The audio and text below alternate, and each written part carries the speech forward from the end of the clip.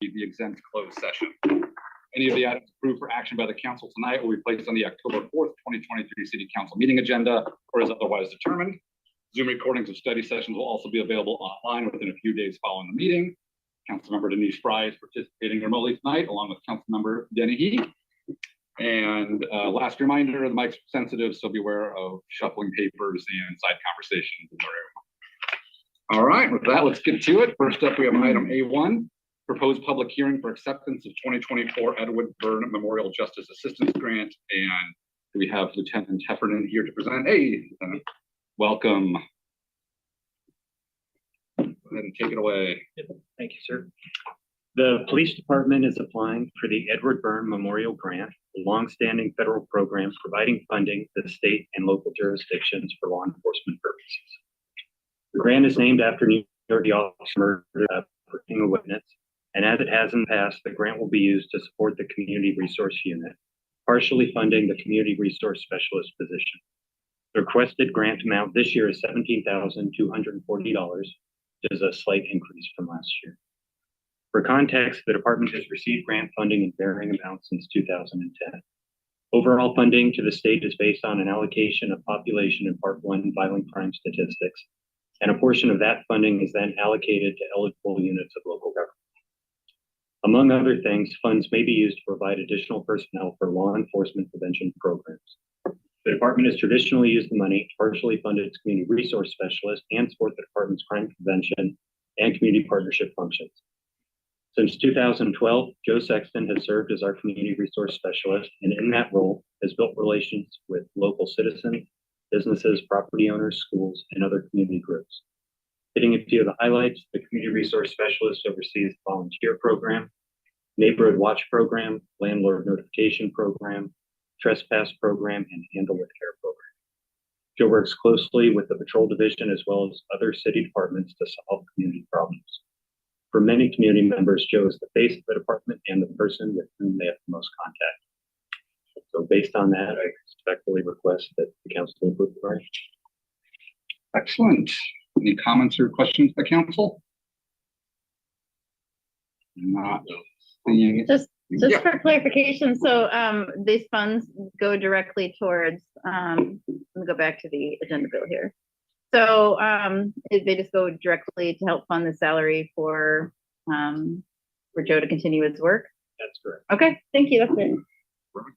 And no major changes aside from the dollar amount from past years? I believe it was 15 and change last year. Okay, great for it to go up.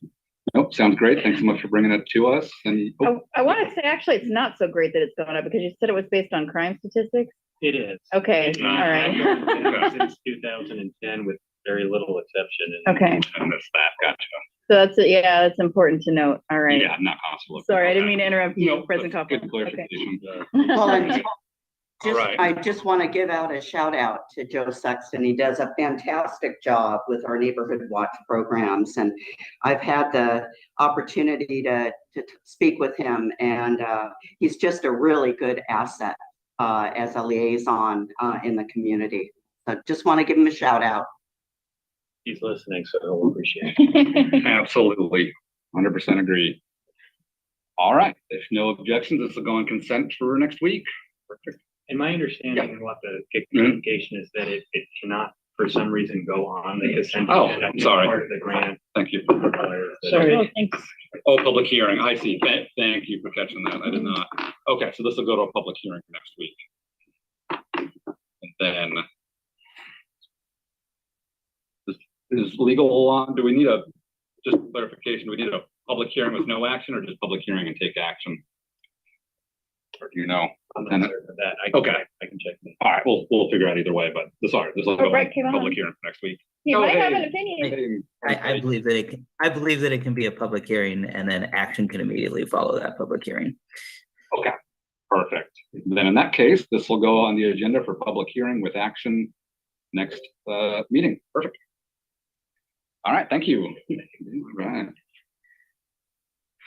Next up, we have item A2. Internal Services Manager Chris Mottner is here to present the agreement with Air Management Solutions, LLC, for the Oyster Bay HVAC replacement project. Hey, welcome, Mr. Mottner. Thank you.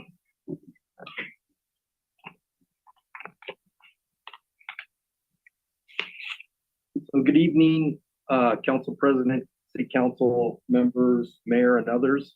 I am here to present the bid award agreement with Air Management Solutions for the Oyster Bay HVAC replacement project.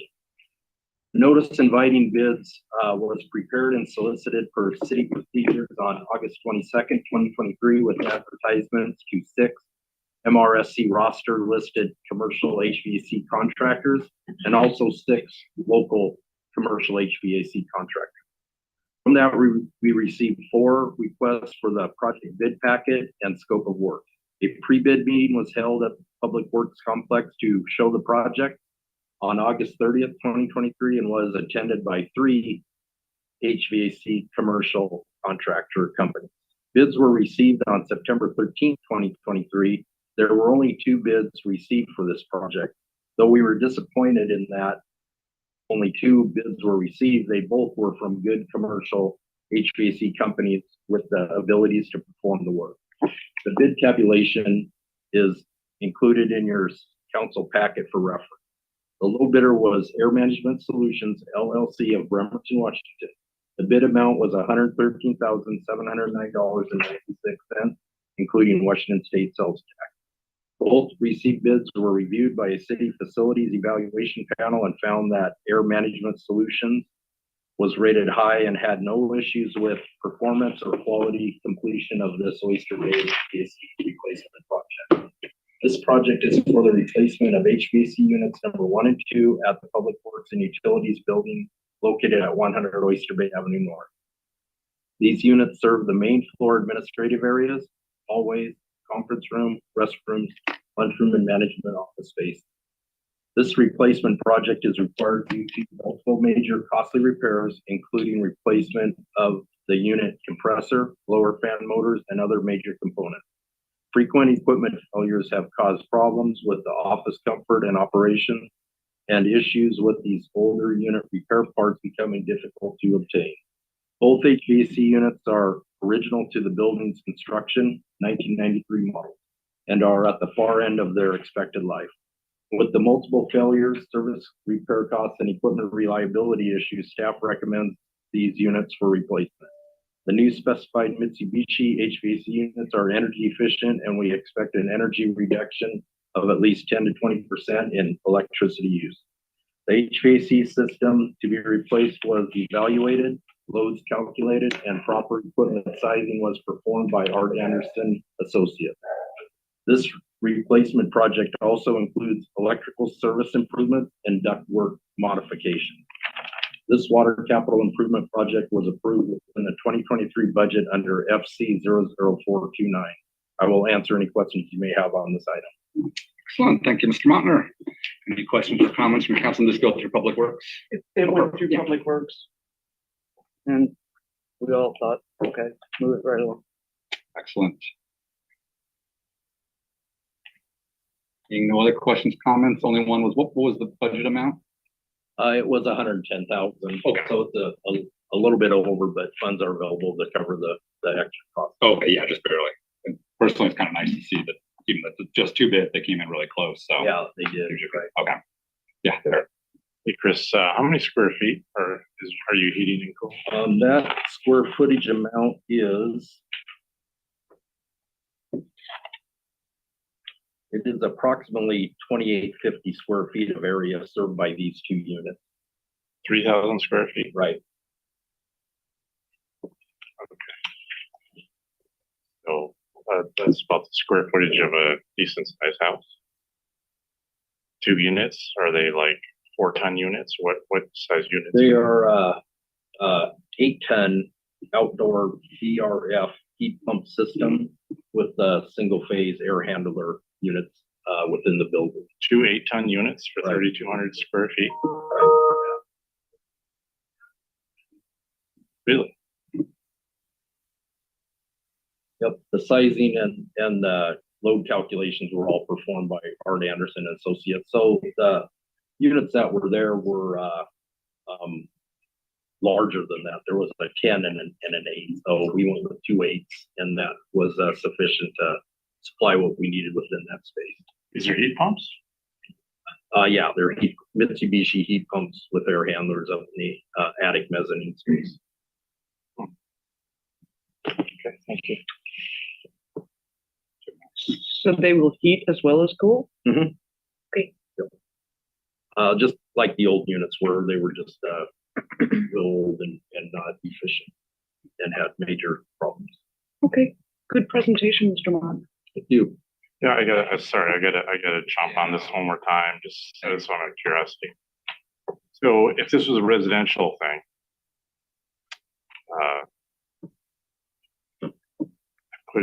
I paid for heat pumps on a 4,600 square foot house. I got by with a 5-ton unit, well insulated home, and less than $25,000 with the ductwork. Why is this $113,000?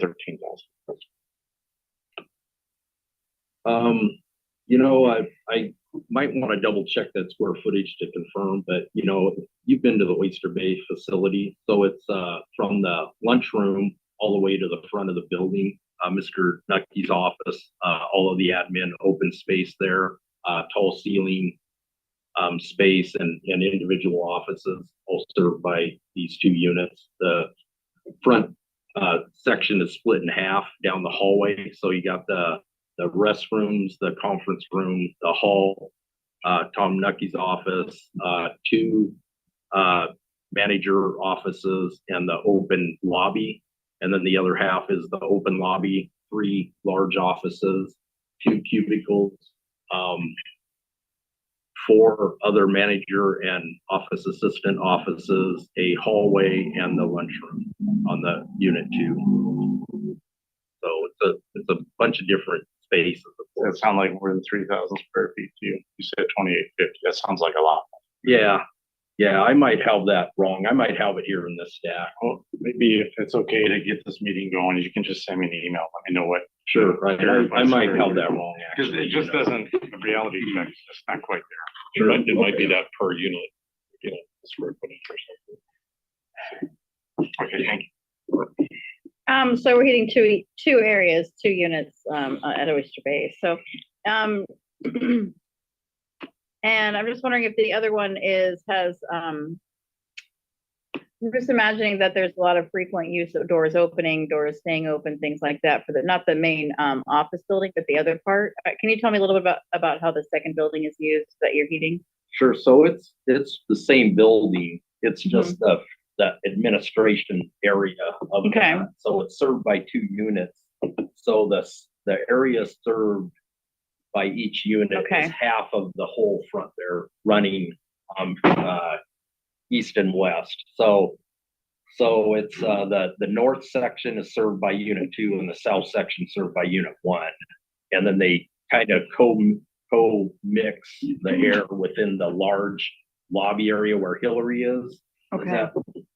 Are you familiar kind of with that front there? So I'm familiar with the front. I don't know that I've been to the back area. And can you help me? Which is the north and south? Don't hate me, but I'm a little bit directionally challenged. I use Google Maps for everything. So the building lights east and west, and the north section of that is towards the Chevron station or Oyster Bay from the building, and then it's the most western part of the building, of the main building there. That's the admin building, is the northwest portion. So then the east side of the building, is that used differently than the west side of the building? Nope, it's all for these offices that I explained. It's just the way they're set up. And I think I would love to thank you to Councilor Younger. I don't know, I guess I would love to see some more information too, just the square footage verification. So if all council gets it, then I think I would. Right, and I might be able to just sit over here and find it real quick and. Oh, awesome. Okay. But if that's okay. Sure, sounds good. Yeah, I think I'm in this end of the question comment. When you presented this at Public Works, you mentioned also that it's going to reduce energy use by 10 to 15% and that it included ductwork. Right, so it's going to reduce electrical use estimated at 10 to 20% reduction in electricity with these newer energy efficient units. And then the ductwork changes are just work up above in the attic mezzanine area to accept the different units and also get rid of some other ductwork that up there is not needed. And then the electrical improvements that will be done are new disconnects at the units outside and also the air handlers up in the attic space. Thank you. Yeah, I've done that. Newer the heat pump, more efficient they are, and yeah, so I bet the square footage is just a little off because they have a Yeah. 2.5, 3 ton. I apologize. Yeah. For that. I thought I had it here ready. I bet that's it. All right, is council good with consent with that sanity check on the square footage either later in the meeting or excellent? All right, perfect. So we'll throw this on consent for next week. Thank you, Mr. Montner. Thank you. All right, moving along. Next, we have A3. Engineering Project Manager Vicky Grover is here to present contract modification agreement number 2 with SCJ Alliance for construction management services on the East 11th Street and Perry Avenue reconstruction project. Hey, welcome, Ms. Grover. Good evening, everyone. And Okay. Oh, I guess it says host disabled participant screen Oh. sharing. I'm sorry, so I need to ask. I need to enable it and Thank you hold on. for being smart.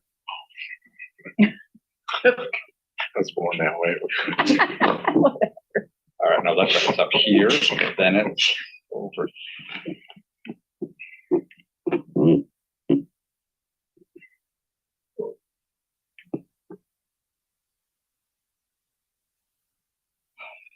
One minute.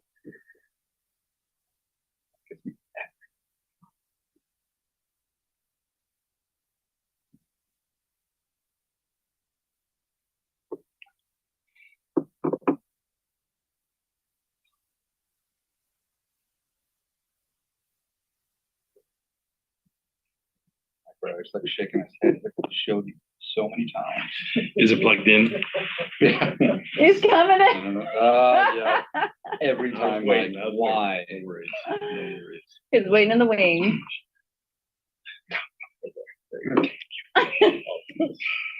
All right, Ms. Grover, you're good to go.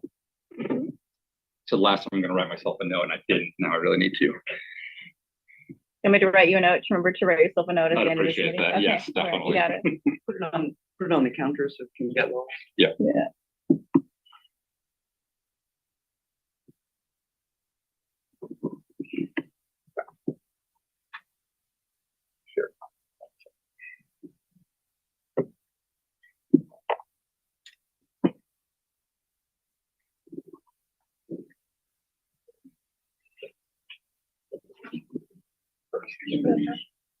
So you have all these screens to pick from and you need to see the screen. You want to share, but, oh, I didn't.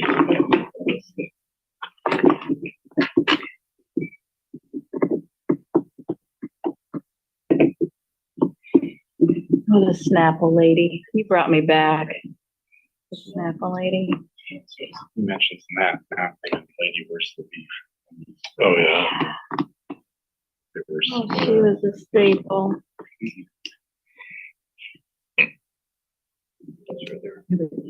I miss Mr. Bean. I drank so much Snapple in high school. I could have owned some stock in that company if I would have invested right. There we go. All right. Heard there's some new trees. Right on. Well, not on Harry. Sorry, so All good. for those of us that are technologically challenged. So good evening, council members. Tonight I want to talk to you about getting a contract modification number 2 passed with the SCJ, who's been the construction management company that's helped us through construction on the East 11th and Perry. And along with them, I'm going to give you just a little project update. These pictures here were taken last week and they're actually old. It's 11th there on the left still shows the barriers. Those are all gone. We put our final lift of paving in. So the next one. So the concrete work and the paving are complete, except for some minor stuff. The majority of the surfaces are complete. The landscaping is done. We had to do some of it twice because it got blown out with all that big rain we had.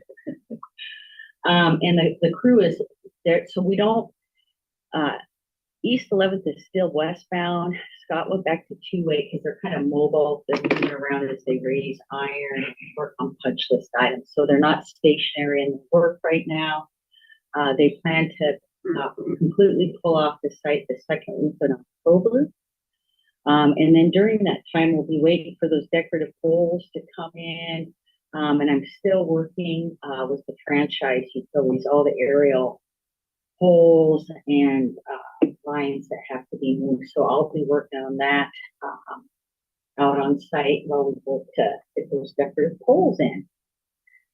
And so, so contract modification number 2, again, the original contract we entered into was in September of last year, and which tells us, yeah, we've been in construction almost a year, in the amount of $719,312.22. We've done one modification to this contract, which was just in July of this year, for $56,569.27. That was to add additional working days.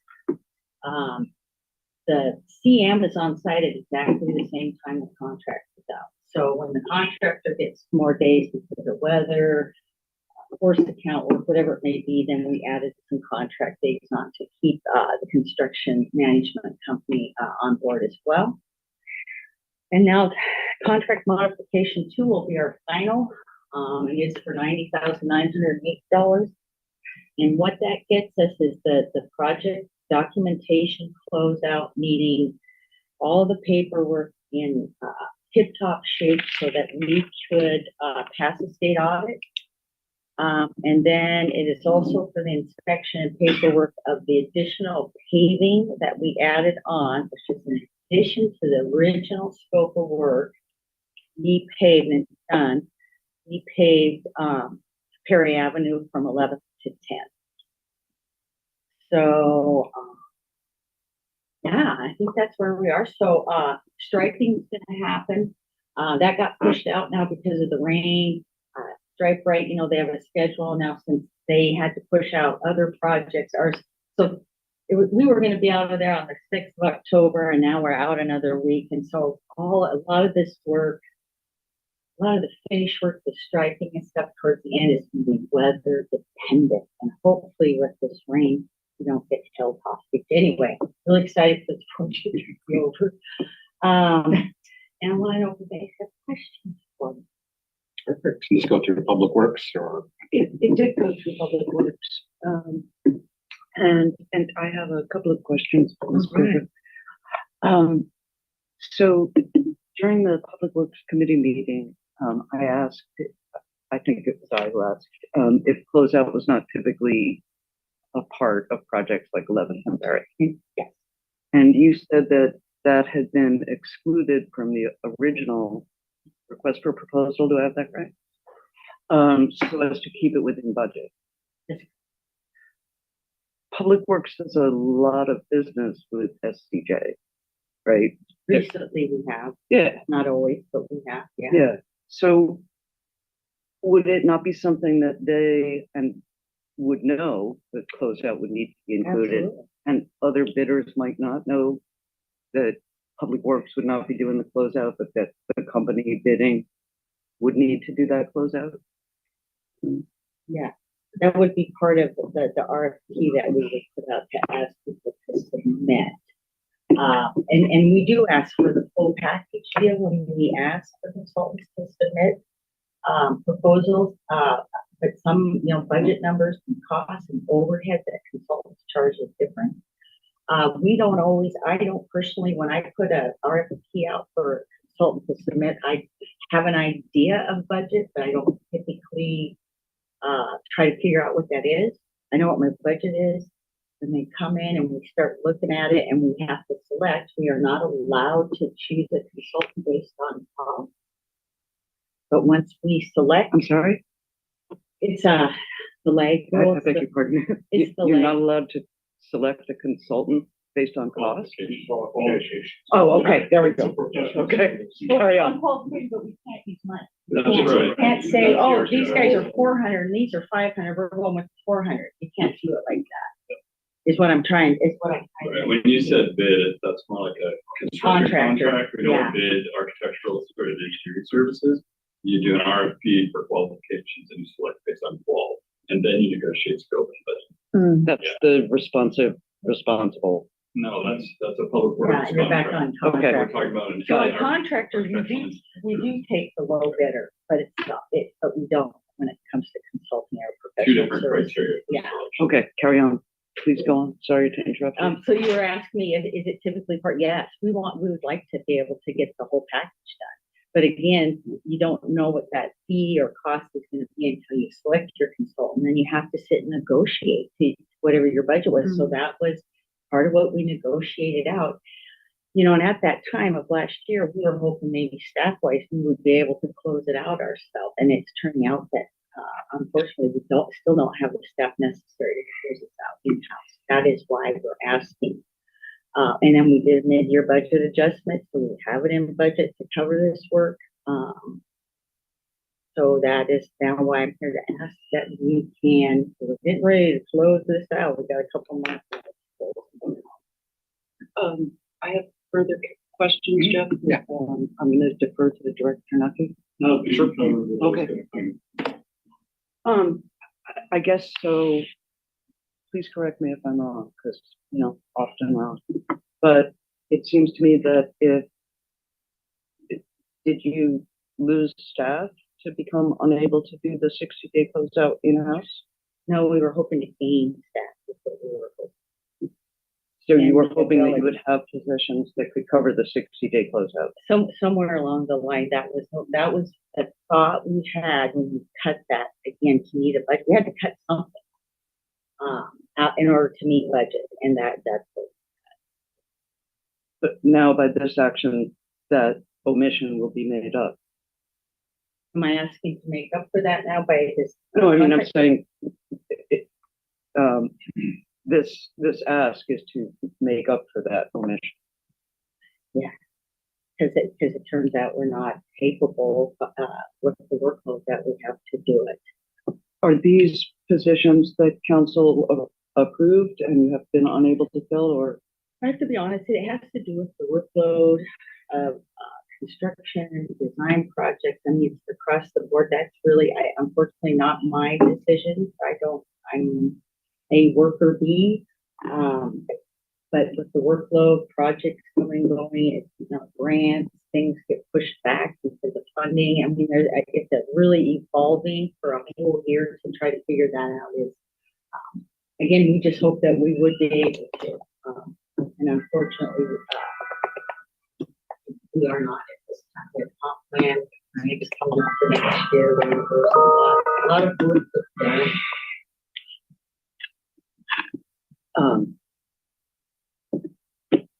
Okay. Looks like Steve rather had his hand up. I'm sorry? And then might have an answer. Oh, sorry. Yeah. So I was right now, focusing on engineering Becky. is fully staffed except for one position, and it's a utilities position. We are fully staffed. The problem has been that when we get a position, it takes us forever to fill it. So when we have a work plan and we say, hey, this person like Bill Davis right now has a work plan that shows a CE2 that's doing work right now that he's not doing or she's not doing. So we've had such a lag in hiring that it pushes out the work. And now Vicky is, she probably would have been doing closeout now, but this project is pushed out and we've had, other priorities with staff. Now we're fully staffed, but we weren't for a long time in transportation. So when the work pushes out, now she's up against delivering the comp plan next year. So it's just, we have this lag that happens as we try to hire. It takes 6 months to a year for us to fill after council gets the budget for a position. Like that's been chronic, right?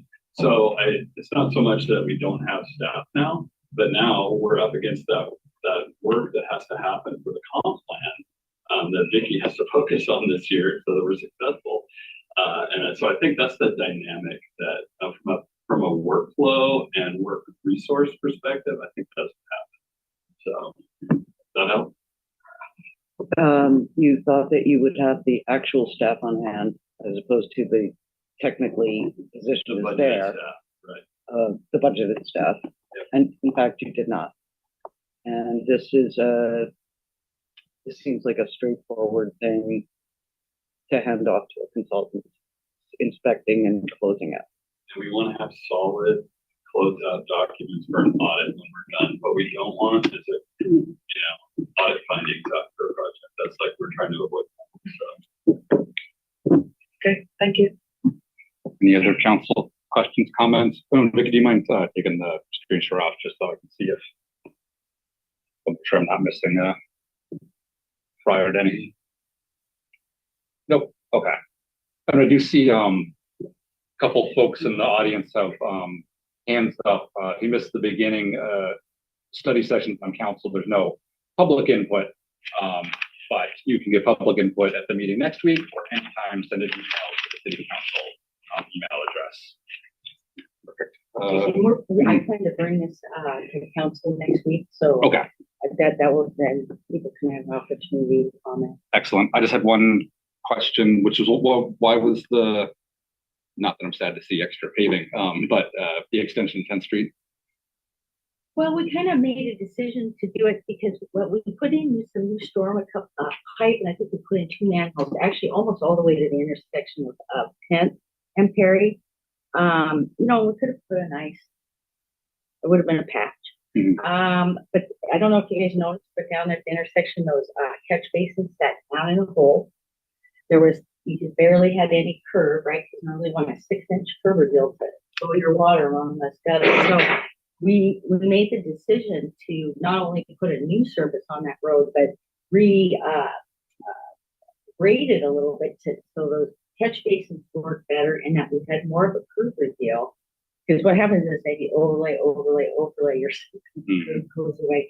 And so it just kind of helped to clean that street up a little bit with, transportation and stormwater, we work very closely together. There are pervious areas that make, or impervious areas that make requirements for storm systems.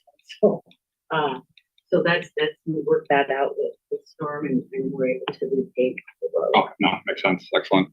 And then as part of the project documentation closeout, does that include kind of like lessons learned throughout the project? I know this was a tricky one with all the businesses down there. Yeah. And a lot of possibilities of lessons learned to apply to other projects. Oh, absolutely. Yeah, absolutely.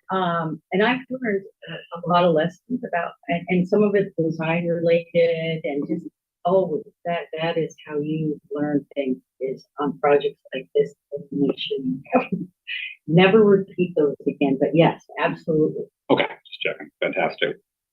All right, I have no concerns, although it sounds like this will be on general business for next week either way. Okay. Doesn't need to be, unless it doesn't have to be. That was your request or? Yeah. May I just ask, Yeah. I'm sorry, I was just doing a little bit of math. I just want to make sure that I understand just how the additional time is. So we've got 60 extra working days. It says for the resident engineer, inspector, and office engineer to assist the city and contractor with achieving project completion after physical completion has been issued, and the additional 5 days for additional paving. That was the paving we were talking about. Yes, that's correct. And that 60 days is only used if needed. So it could be less Oh, than 90,000. Okay. And here's what kind of dictates that. Contractors can drag projects out forever because the paperwork, there's paperwork we are required to have for the files. I'm not saying this contractor will do that, but it can happen. And so you give yourself plenty of time to get all the necessary paperwork, to close the documents out, to pay the contractor. And in this situation, what's going to happen, we're going to write a suspension letter, and they're going to quit working and then wait for the polls to come in. And then hopefully sometime before then, I have finished the closeout with SCJ. They are no longer in working for us, and then I take over. So once we get to a point where everything's closed out, contractors paid, and we're just waiting for the polls to come in, that will be work that I'm going to do by myself without SCJ. And so we don't anticipate it to be 60 days, but again, that gives us that buffer just in case the contractor isn't playing nice with us. Yeah, no problem. And so I guess, as I'm learning here about some of these intricacies of how contracts and consultants work.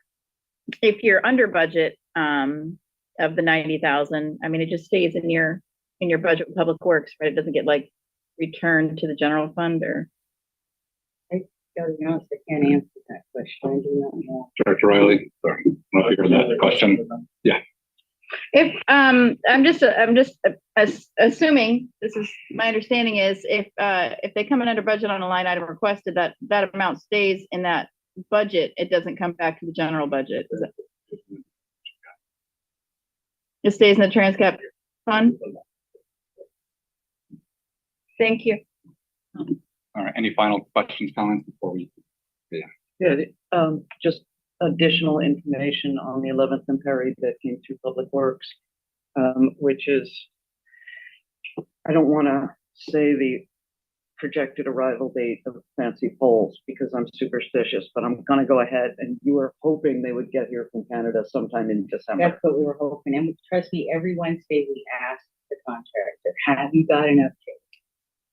And we asked this morning and he said, no news is good news, no one heard it. The other thing is there had been concern among the public about ADA access on those sidewalks. Vicky Grover assured Public Works that there would be a full 4 foot clearance on all sidewalks once the new poles were installed. Okay. So. All right, seeing other, I'm personally fine with this being on consent. And if we get some written public comment before the meeting, then we can pull it in advance if it's substantial. But did anybody want this on general business, or Ms. Grover, did you particularly want this on general? I love consent. Yeah. Sure. Okay, hearing no objection to that, we'll put it on consent. And if anyone's listening that has public comment on it, then yeah, please send an email to the City Council email as early as possible. Excellent. All right. Thank you, Ms. Grover. Folks are going to be excited when that is all tied up in a bow. All right, I'll move along to A4. We're keeping Ms. Grover, and Gunnar Fredrickson is joining us to present professional services agreement with Parametrics Incorporated for the 2024 Transportation Comprehensive Plan and non-motorized plan updates. And we had a presentation on this at our study session 2 weeks ago. And it since has come to Public Works, correct? Yeah, that's correct.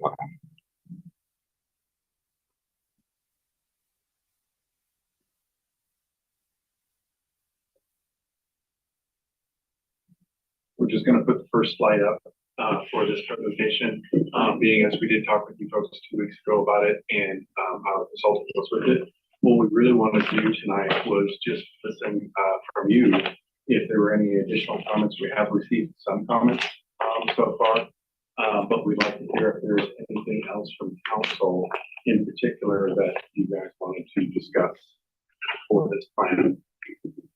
Excellent. So in that case, Chair of Public Works Muckler, if you want to start off, I'll defer to anyone else. Okay. We're spending $528,000 plus to study the flow of traffic on arterials and collectors. So far, so good, Director Nucky? Okay. Yeah, I don't agree either.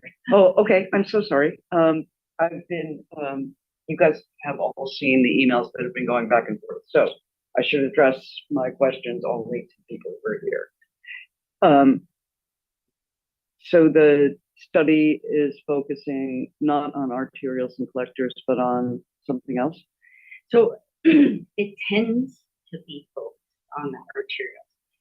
The point of the comp plan is that can our infrastructure support projected growth, right?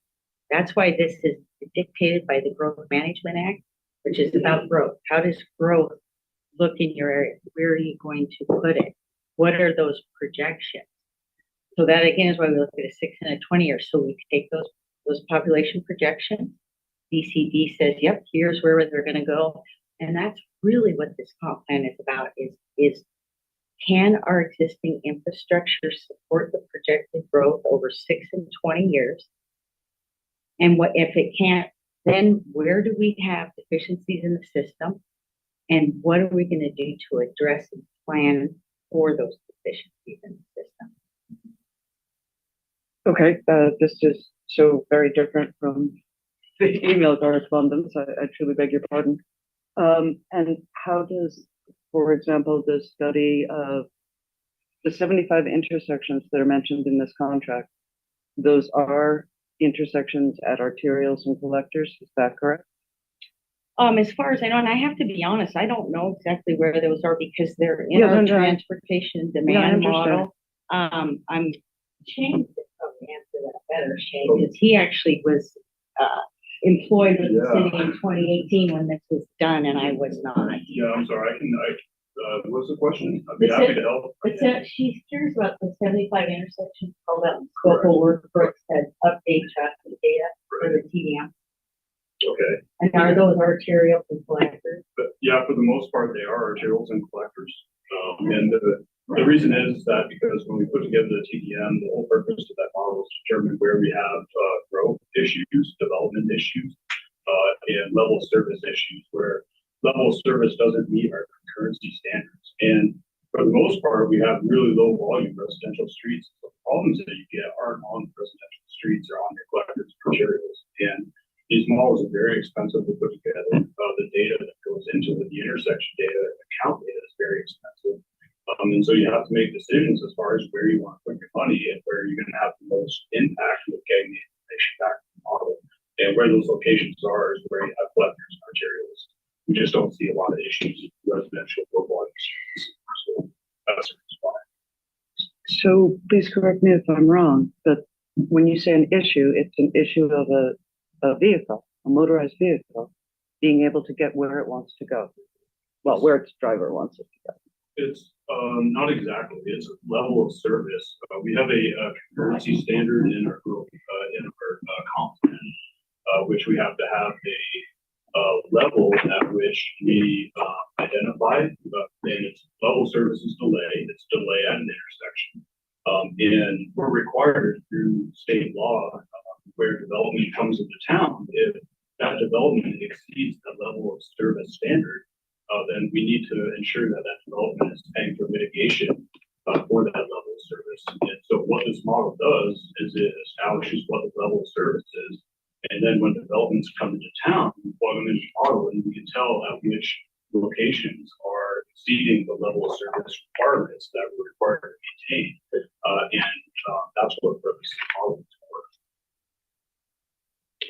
Okay, so it's measuring issues that are experienced by motor vehicles. Correct. Okay. Yes. And only the non-motorized plan, which is significantly a significantly smaller part of the budget, is focused on traffic as experienced on non-arterials, non-collectors. Do I have that correct? I would say the active transportation plan is bike compatible. It's the part about the vehicles may come into, is this arterial, like 11th Street? Would you like to walk? Have you ever walked on 11th Street on sidewalk?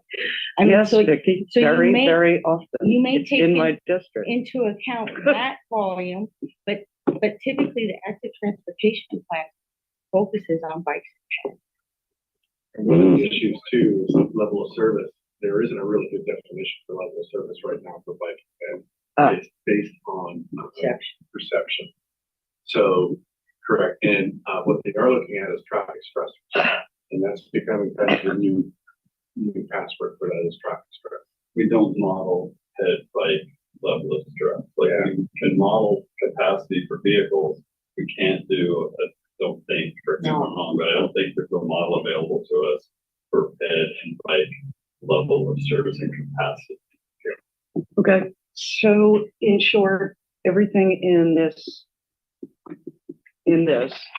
sorry, holding this up, same thing that we have the first slide on, is designed to comply with the Growth Management Act requirement that we measure level of service, not level of stress. And we're, So far, so good? yeah, but we're trying in the scope to incorporate level of stress and like level of service for segments, not just intersection, and looking at head bike and trying to figure out how we can incorporate that into the active transportation. One of the new requirements this year for planning includes level of service for bike and ped. It's required and we are doing it. Again, but the measurement is not in the model. But we will be looking at our overall grid system for bikes and peds, reevaluating that, figuring out levels of stress. I mean, we are going to be working on that. If that's your question during this effort, yes, we will be working on level of stress for bikes and peds. Okay, Council, going to halt this question here pretty soon because almost all of my questions have been answered by email. But just to say to all of you that, you know, this is over $500,000 to study this. And I know at least several of us, one major concern of constituents is speeding on local streets. Since that won't be studied in this, I had a hope, but which is now dashed, that we might be able to study that as well and to be able to find some traffic calming to slow down residential streets. But obviously, this is not the mechanism to do that. So my only other comment that I'm going to make is I hope that the meetings will be hybrid, that the community outreach will be hybrid, and that outreach will not be simply done at the Kids Up Holiday Fair and the fairgrounds. I hope that there will be community outreach within Bremerton, like on First Friday, for example, to get not just people who are coming in and then going out, but people who live here.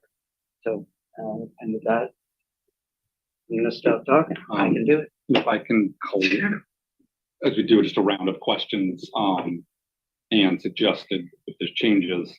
So I heard, is that a request to change the contract to have outreach during First Fridays and then a request for hybrid meetings? Yes. Okay. How about that? I'm just going to write those down and then we can just see where majority of council is on each one and talk with staff on what's possible. I would ask for during Krampus, but I feel that would be wrong. Might get some public comment on that.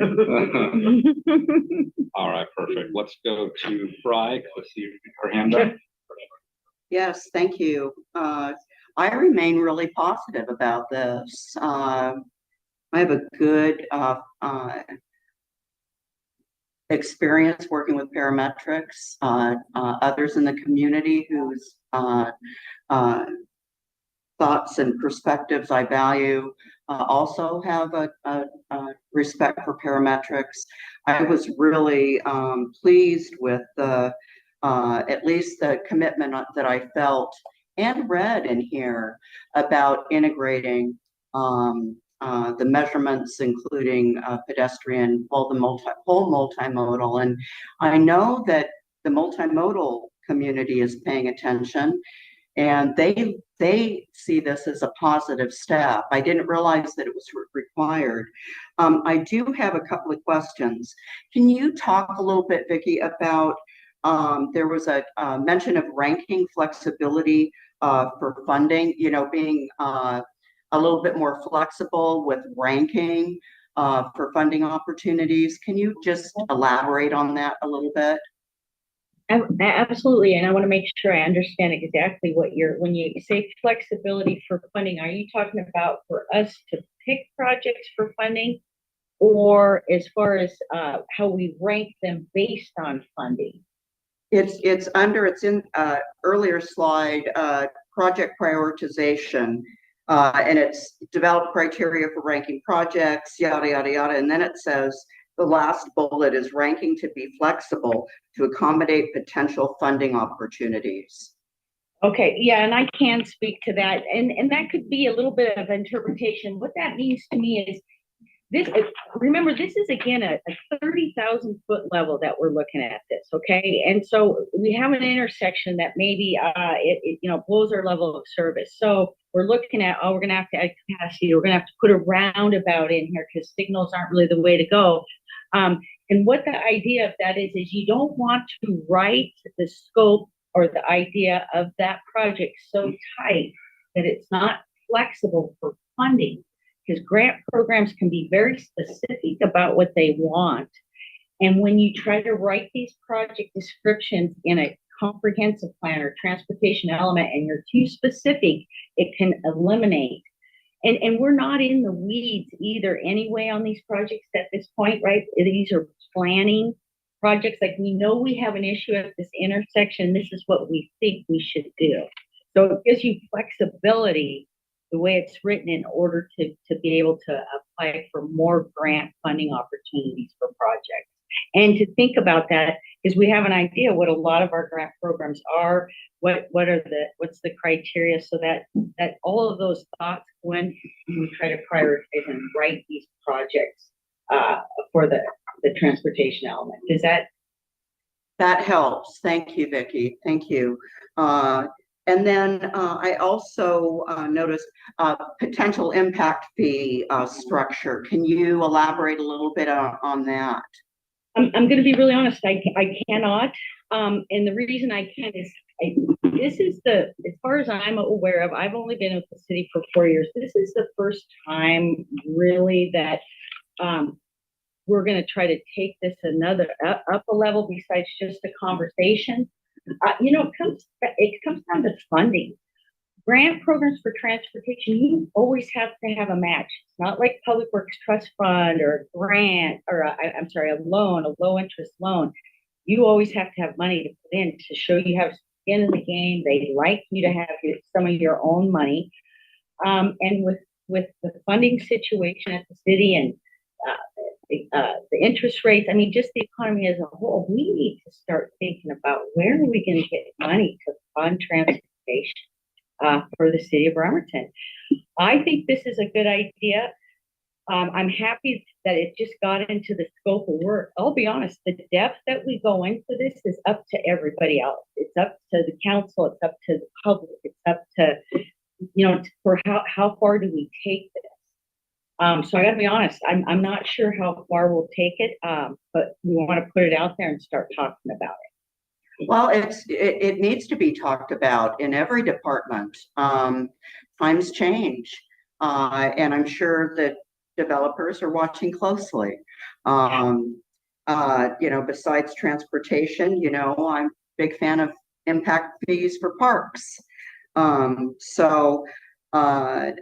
Thank you for acknowledging that it's included. And let's see, anything else here? And then just echoing of, I know that there was language around collaborating with or reviewing past projects like the SR 303 and the joint compatibility and all of that, and integrating and making sure everything's copacetic. I'm just wondering, is there a place in here, and I think this was mentioned before, where we can also connect groups like Complete Streets Committee and other. I really want to empower our committees and our commissions in their roles to play whatever part they could to help. So just wanted to see how you feel about that. Oh, absolutely. So I facilitate the Streets Committee, and that is why we have that committee, to help us make decisions. So we'll take the parts of this plan along the way that we think are important for them to weigh in on, which I think we have 4 meetings a year. I think we'll have something probably for them every meeting next year. Absolutely. That's what, we count on them for, is their input and what they think about what we're trying to do. So yes, we will definitely be doing that. I really like hearing that. Thank you, Vicki. And that's all for me, President Coughlin. Perfect. And then I saw Ned had a quick comment on the fees.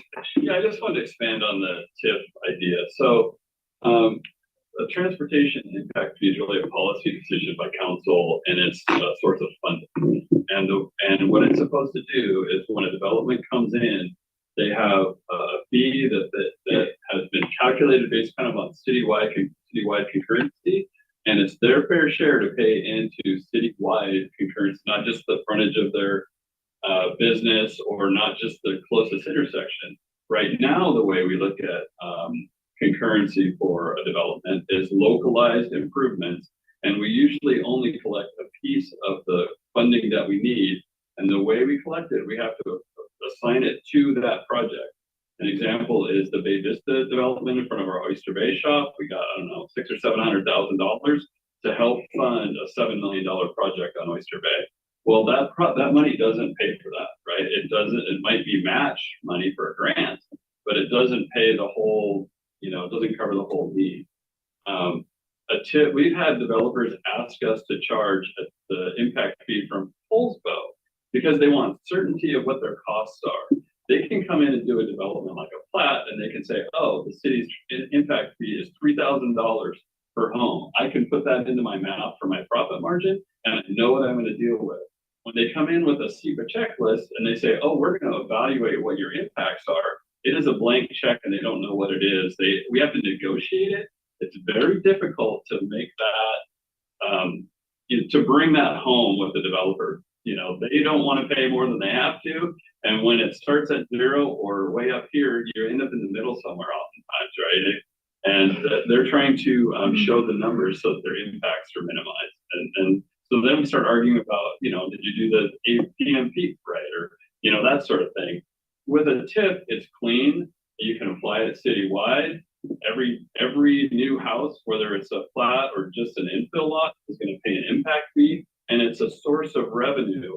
And when you don't collect that, what really happens, in my opinion, I'll speak for me, is you're saddling the community with the improvements that you didn't collect funding for that were impacted by the development. So this is a way to try to analyze what the true cost is for, across the board uniformly and hopefully objectively for all developers, the mom and pop to the 500, unit flat, and then collect funds that we can utilize for any project that's a capacity project and a concurrency project in the city. So when we talk about a TIF, it is a cost to the developer. Yes. Is it beneficial to how we can deliver projects to make sure that we have concurrency and meet the GMA and do more? Yes, I think it's a mechanism for that too. So, well, and it sounds like, if I could just follow up, President Coughlin, with Ned, I really liked what you said, that developers appreciate the simplicity. They can budget better if they know what the fee is going to be. Is that, I want to clarify that that's what you were saying. Like, it's not a question mark coming into the project. They can look at our code and our fees and go, oh, I'm coming into Bremerton, I'm going to pay $3,000 for each lot. And they can do that business math and figure out if it's profitable or not. And, trust me, the TIF cost isn't going to break, be the make or break decision for a development occurring in Bremerton. Just to add on. No, I'm sure not. And I shouldn't say I really like impact fees, and yet I really do like it when there's the connection, what we're bringing the money in from and towards. You can see the relationship between the two. We're not just charging these fees and going to spend them on something that's totally not connected to it. So I like looking for the pluses for the developers as well, because as you know, that's going to be a critical conversation to have. So thank you, Ned. You explained it really well. I'm really clear with it now. Thanks. Real quick, yeah. The last time you delivered this persuasive rep, you mentioned that we are one of the very few municipalities in our region that do not use the TIF. I think we're the only city in the state of Washington. I think that's true. Okay, we're on this TIF conversation. So in this context, we're just talking about developments and new projects, but is there like a change of use that goes along with TIFs? Like when a new business wants to go in? It could if there's an impact to capacity. Like if you have some business that's like 4 employees and then you do a remodel on that, you got all kinds of retail coming through where you generate demand in the traffic model, it could impact. I'll just tell you my personal experience looking at sites for potential businesses, looking at the county's impact fees. I think it would be about like $18,000 for me to pay a TIF to have, like a coffee shop at a tiny little space based on square footage. And so that's kind of prohibitive for small businesses. So I just want to kind of gauge the temperature on that as far as the TIFs go, because the county rates raised significantly recently, right? Yeah. And so, are we going to be matching county? Yeah. Can I answer that? Yeah. So what I would say is those are policy decisions. Policy decisions. So it's on our hands. Is that what you're saying? Yeah, they're like, you can decide if you want, like the council can look at a menu of options of how a TIF can be managed and implemented. So that it could only be growth, or it could be infill, or, so there's options there. And Tom, do you want to add to that? The only thing I wanted to say on that is there's a calculation that goes in, right? And the calculation identifies the maximum amount charge, and then it's a policy decision, depending on what council believes is an appropriate charge. It's a tool. Yeah. Another tool. This is a much, I think Ned did a great job of summarizing it. This is okay. This is more will be revealed, but I just wanted to put that out there for council as we think about the TIF, that it could have negative impacts on small businesses and change of use. So, all right, thank you. So no other hands. Yep. So about this tip, the study will look into that a little bit, and we'll get something from that. Is that kind of why this came up? So we'll be looking into it, trying to provide options and maybe a framework of something for council to consider that maybe, and I think it will be separate from the comp plan, but it's our opportunity to put some work in to figure it out and present something to you, and then have a separate work product probably after that we move forward that you can consider. It'd probably be an ordinance for you to consider separate. Thank you. Okay. All right. So 30,000. Finish my round real quick. 30,000 foot level. We approve the contract. They're going to go off, do the public input process. They'll bring back a draft, and as part of the regular comp plan process, then council will review it, and if we have suggested edits, we can. It's plan to bring things to you guys often. Yeah. To get you to weigh in and have your input. Absolutely. So we have all next year. Excellent. Yep. So want to make sure that was clear. Excellent. And then specifics, I just wanted to triple check from what I heard last time that in the plan going forward, there will be particular projects listed with what sounds like a summary diagram, and then there will be that ranking or prioritization, so that we can, collectively say, oh, this grant opportunity opened up. What qualifies? Oh, this is the number one priority and meets qualifications. We would apply for it. Yes. Yeah. Okay.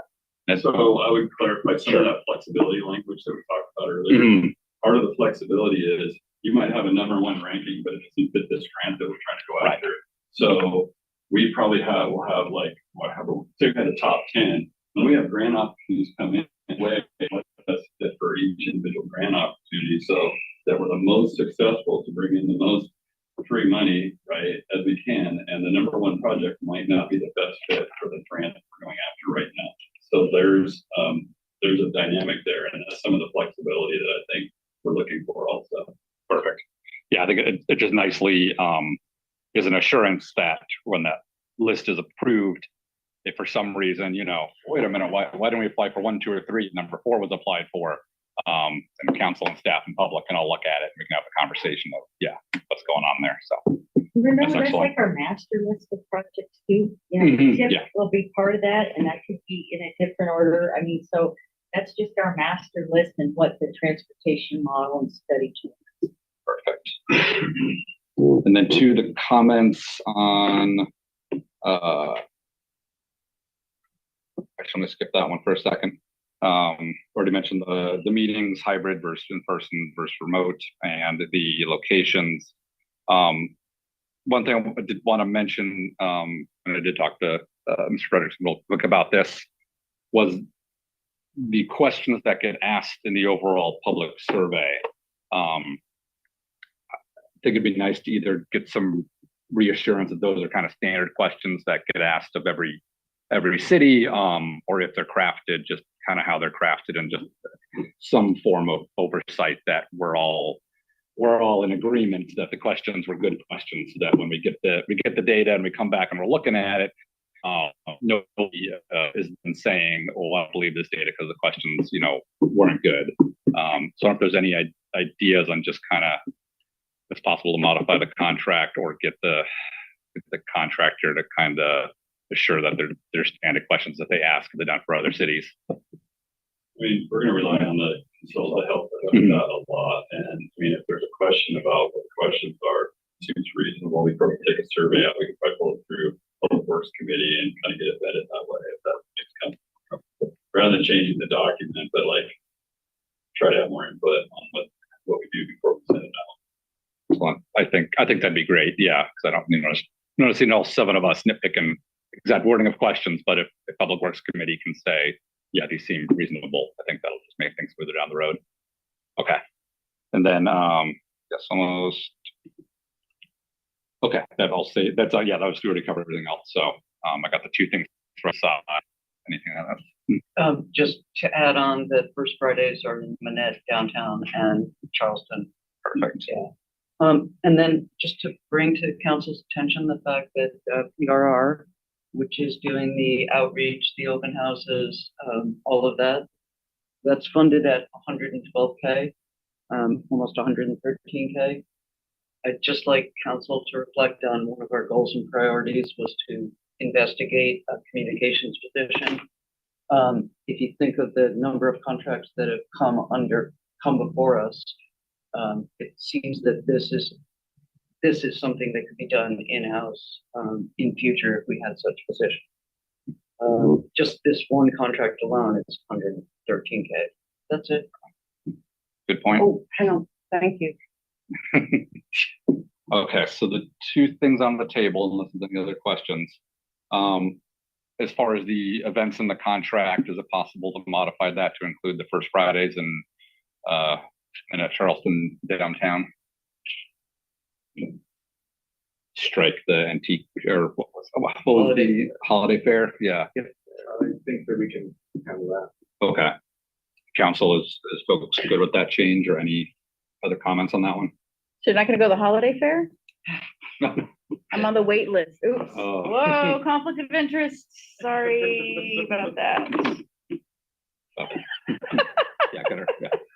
If I can add into, with the DCD's effort on the overall comprehensive plan, we have been receiving a lot of comments already on the transportation element. So we're already taking public comment that we need to process with this. Perfect. Yes, sorry, Dr. Spencer. I was going to circle back. I forgot. The event is moving to the farmers market, Blackberry Festival.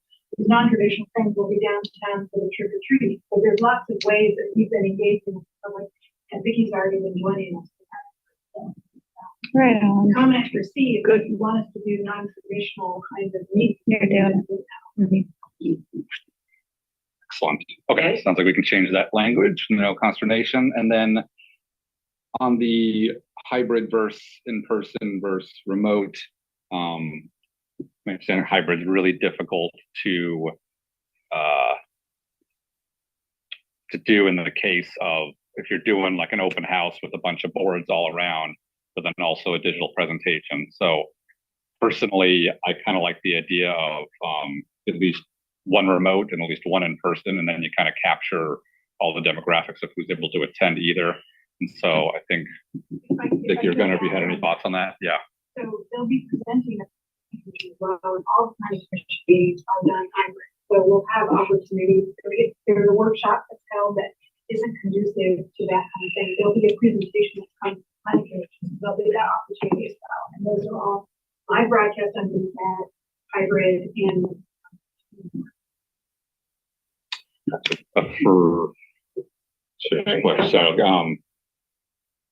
for open house, though, I imagine that kind of ability where somebody can walk in and look at the easel and the plan and stand next and ask and point and say, really get nitty gritty. I'm like, wait a minute, what's going on here? What input are you looking for?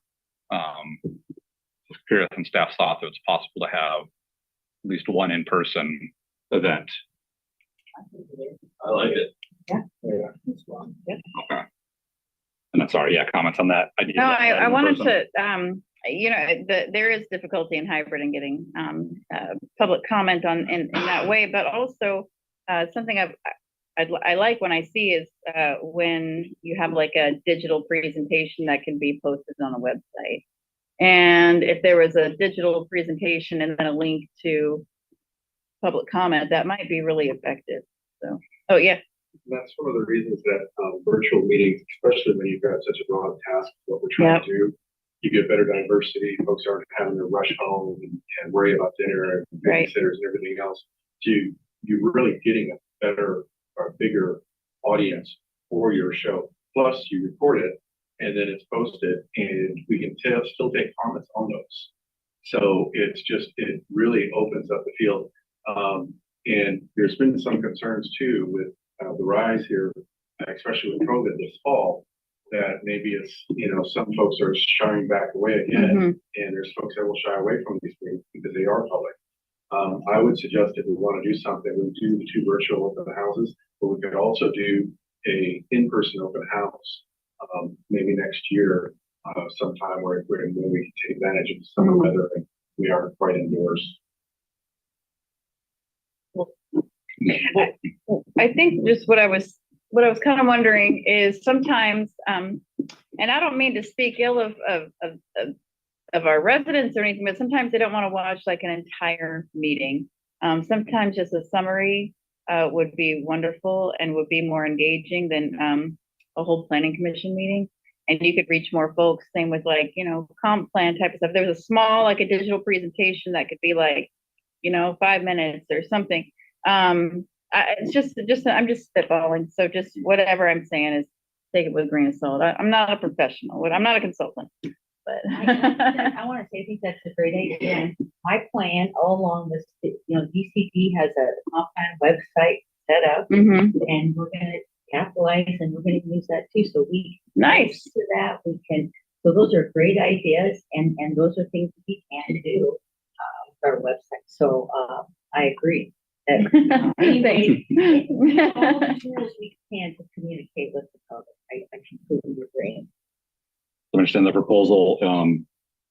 First 2 would be virtual, which, as I understand, are mostly brief outs to start and saying, hey, please write any feedback.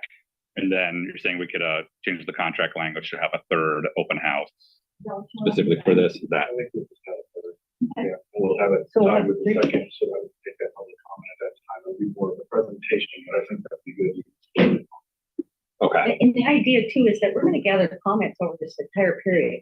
Anytime, anywhere that somebody has something they want to say, they can go to the website, come to the open house, so that it's to be continuous and always be open to public comment. Excellent. So any comments or thoughts on that proposal there? I think waiting to summer I think it should be earlier than summer, the in-person open house. Fate willing and the creeks don't rise, the COVID numbers don't become crazy as they were. In the summertime, people are not excited about coming inside and going to a meeting. They want to be outdoors. And also I think that the lag might be less useful for you, plural you, because there'd be such a gap between the virtual meetings and the in-house. So I think waiting till summer. Well, what's the date of this 2nd meeting roughly? If this all gets passed next week?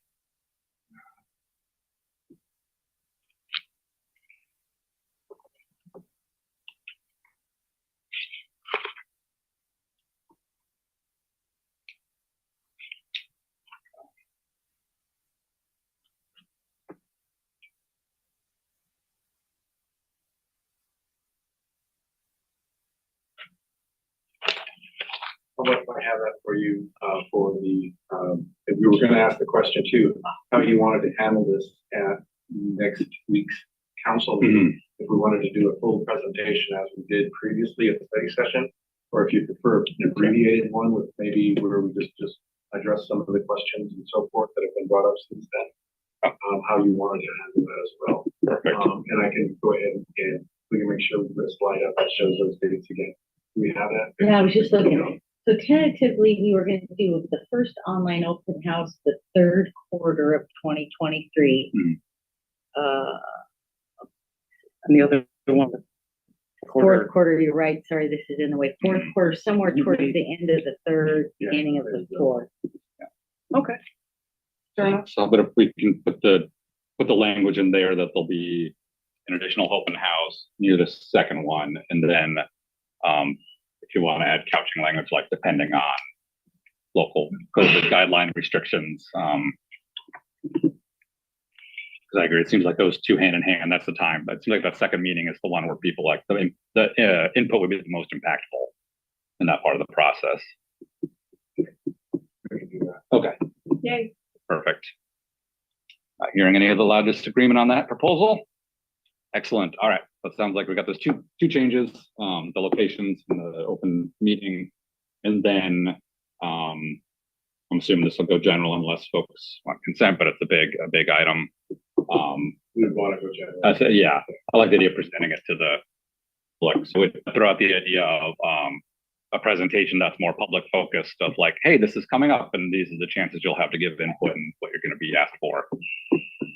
So we'll look at doing an abbreviated presentation rather than the lengthy one we did for study session. We'll probably keep down to 6 slides or something like that. Yeah, I like that. Make sure the schedule's up there. Simple and adjustable for public. Yeah. Council sound good? All right. Sounds perfect. All right. In that case, thank you so much for walking through this big piece, and this will be on general business for next week. Right. Thank you all. Thank you. Thank you. Staying on the road. That's the best fun I got on that one. It's not great. You'll have a better one next time. We'll work on it. That was a real car wreck. Oh, there we go. Good one. Like we now have a roadmap to follow. Yeah. Oh, God. Oh, my God. It's the nice part about a council. You can come together to find the best one. All right. One of the best does. Cool. All right. Now we're on to item A5. Hey, look, I'm here to present.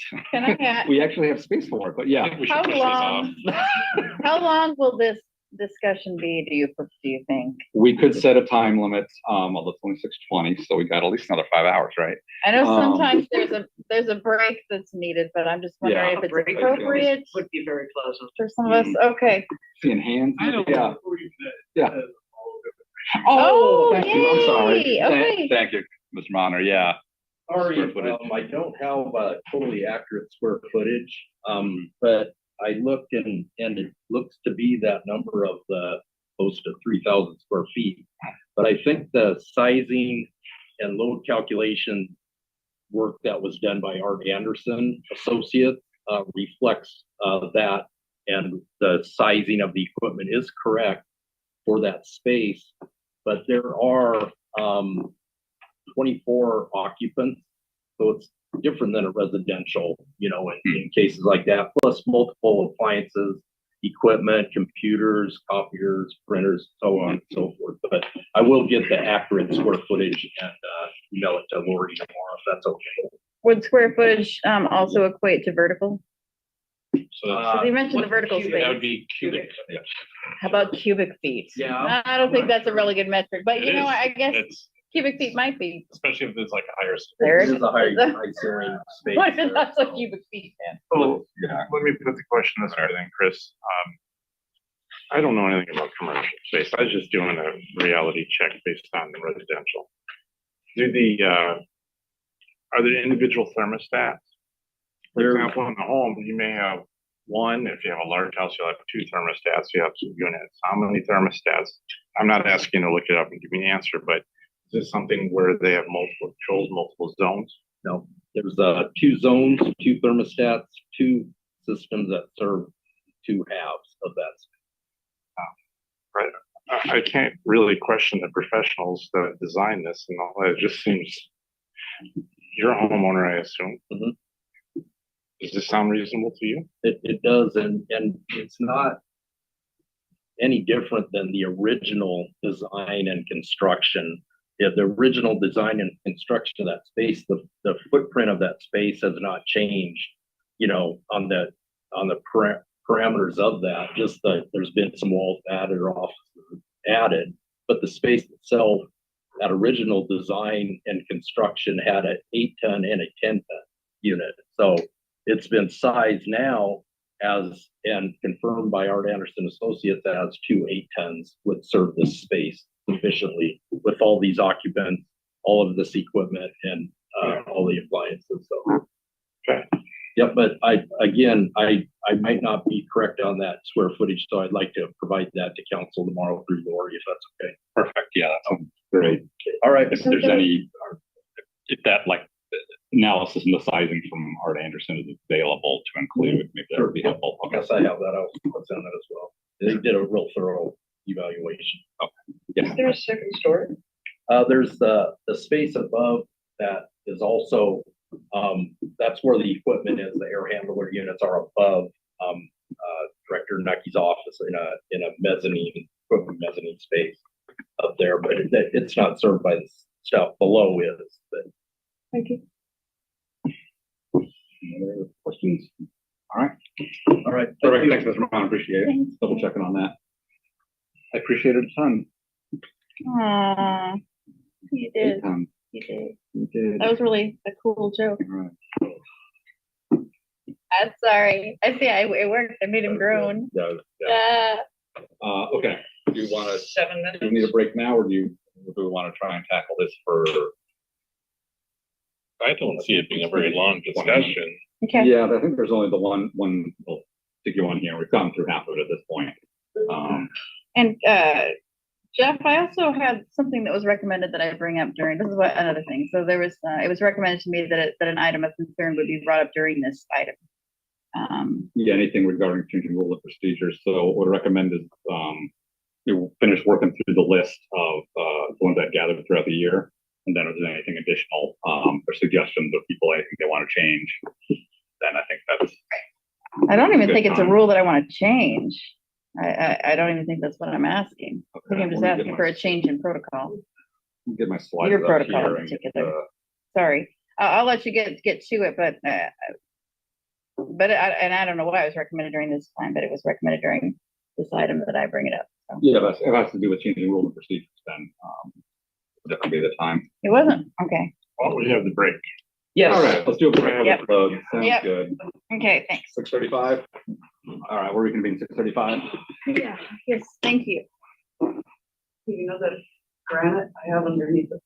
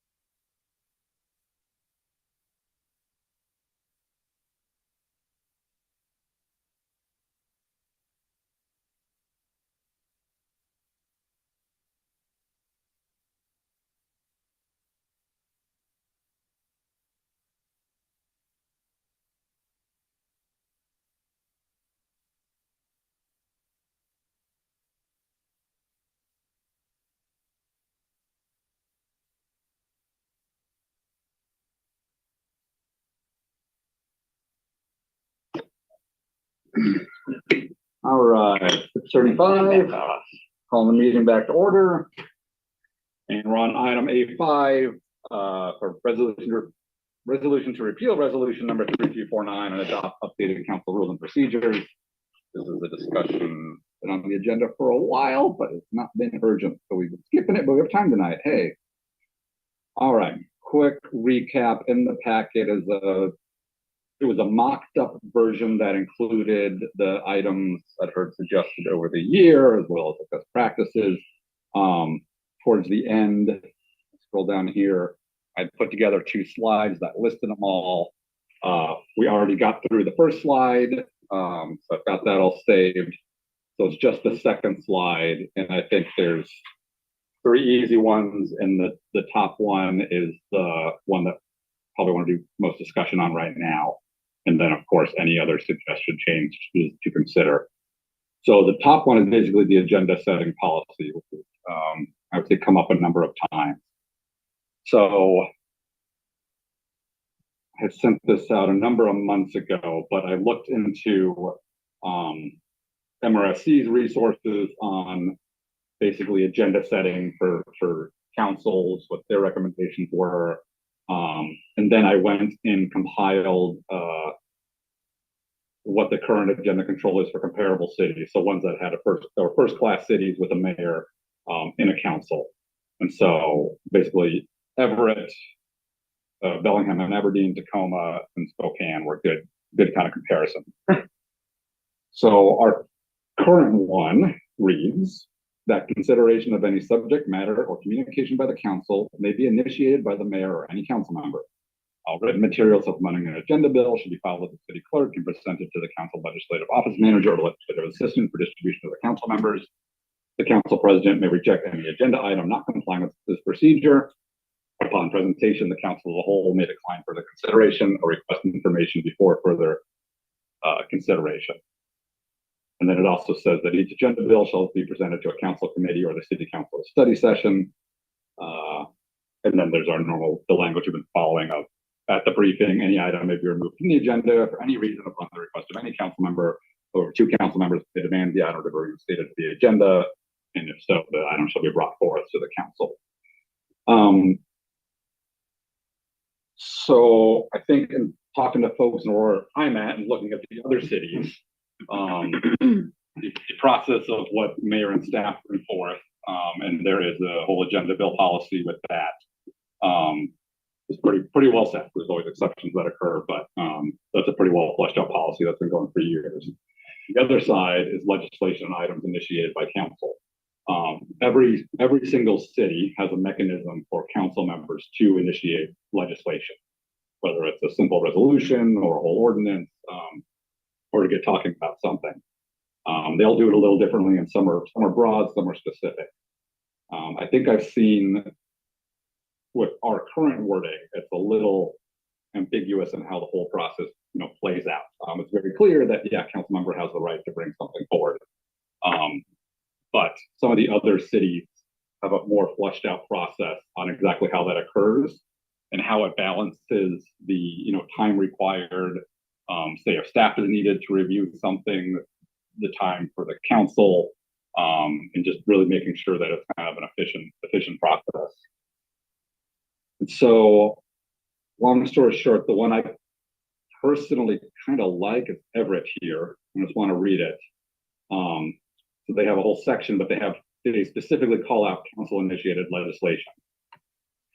And so what they have is, and to promote the orderly development and consideration of proposed legislation and the efficient use of staff time, council will initiate legislation as follows. Council members may seek confidential legal advice from the city attorney to draft an outline of the proposed legislation for consideration at a council meeting. Following council discussion, the city attorney will prepare a draft ordinance or resolution if a request is made by 2 or more members at a council meeting.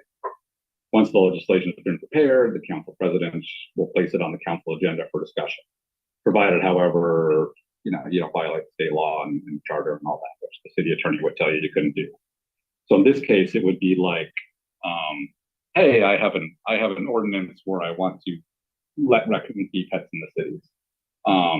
And so in that case, if I were doing that, I would go grab a little piece of Kylie's time and say, hey, what about this idea of letting raccoons be pets? She might either say, oh, that's actually explicitly banned by the state constitution. You can't do that. Or say, oh yeah, that would require X, Y, Z. And so working with the city attorney, briefly as their time allows, then I'd be able to come to a meeting and say, hey, I'll talk to Kylie. This idea is not, too out of scope. We need to update this ordinance that, defines the list of pets available in the city and add raccoons. And then, let's say Vice President Chamberlain was like, I love that idea too. I would never want. I want raccoon pets. I would never. I have chickens. So then at least 2 council members, then this attorney time allows, and they would actually draft up the ordinance change, and then that would come to a study session like any other agenda bill. But that's what I kind of see as like a good compromise between it requires a second council member to be, on board at a meeting. It allows any individual council member to quickly, develop and tackle an idea. But that's basically my thoughts on it. The other options right now, kind of as is, we're basically following the rules of the kind of the administration's agenda bill policy with council staff. But like right now, like when someone wants to bring something up, they submit it with materials that goes in a study session. But there's not kind of that pre-briefing or that looking for a second, have an actual like full thing, drawn up. But I don't know. I kind of want to, look at Eric first and say, like, what? Because I feel like this language has been here a while. It's been interpreted differently over the years. Yeah. I don't know if in the cases where you've had a successful council initiated legislation, how that Okay, so thoughts are. This is, and Michael, you can chime in obviously too. So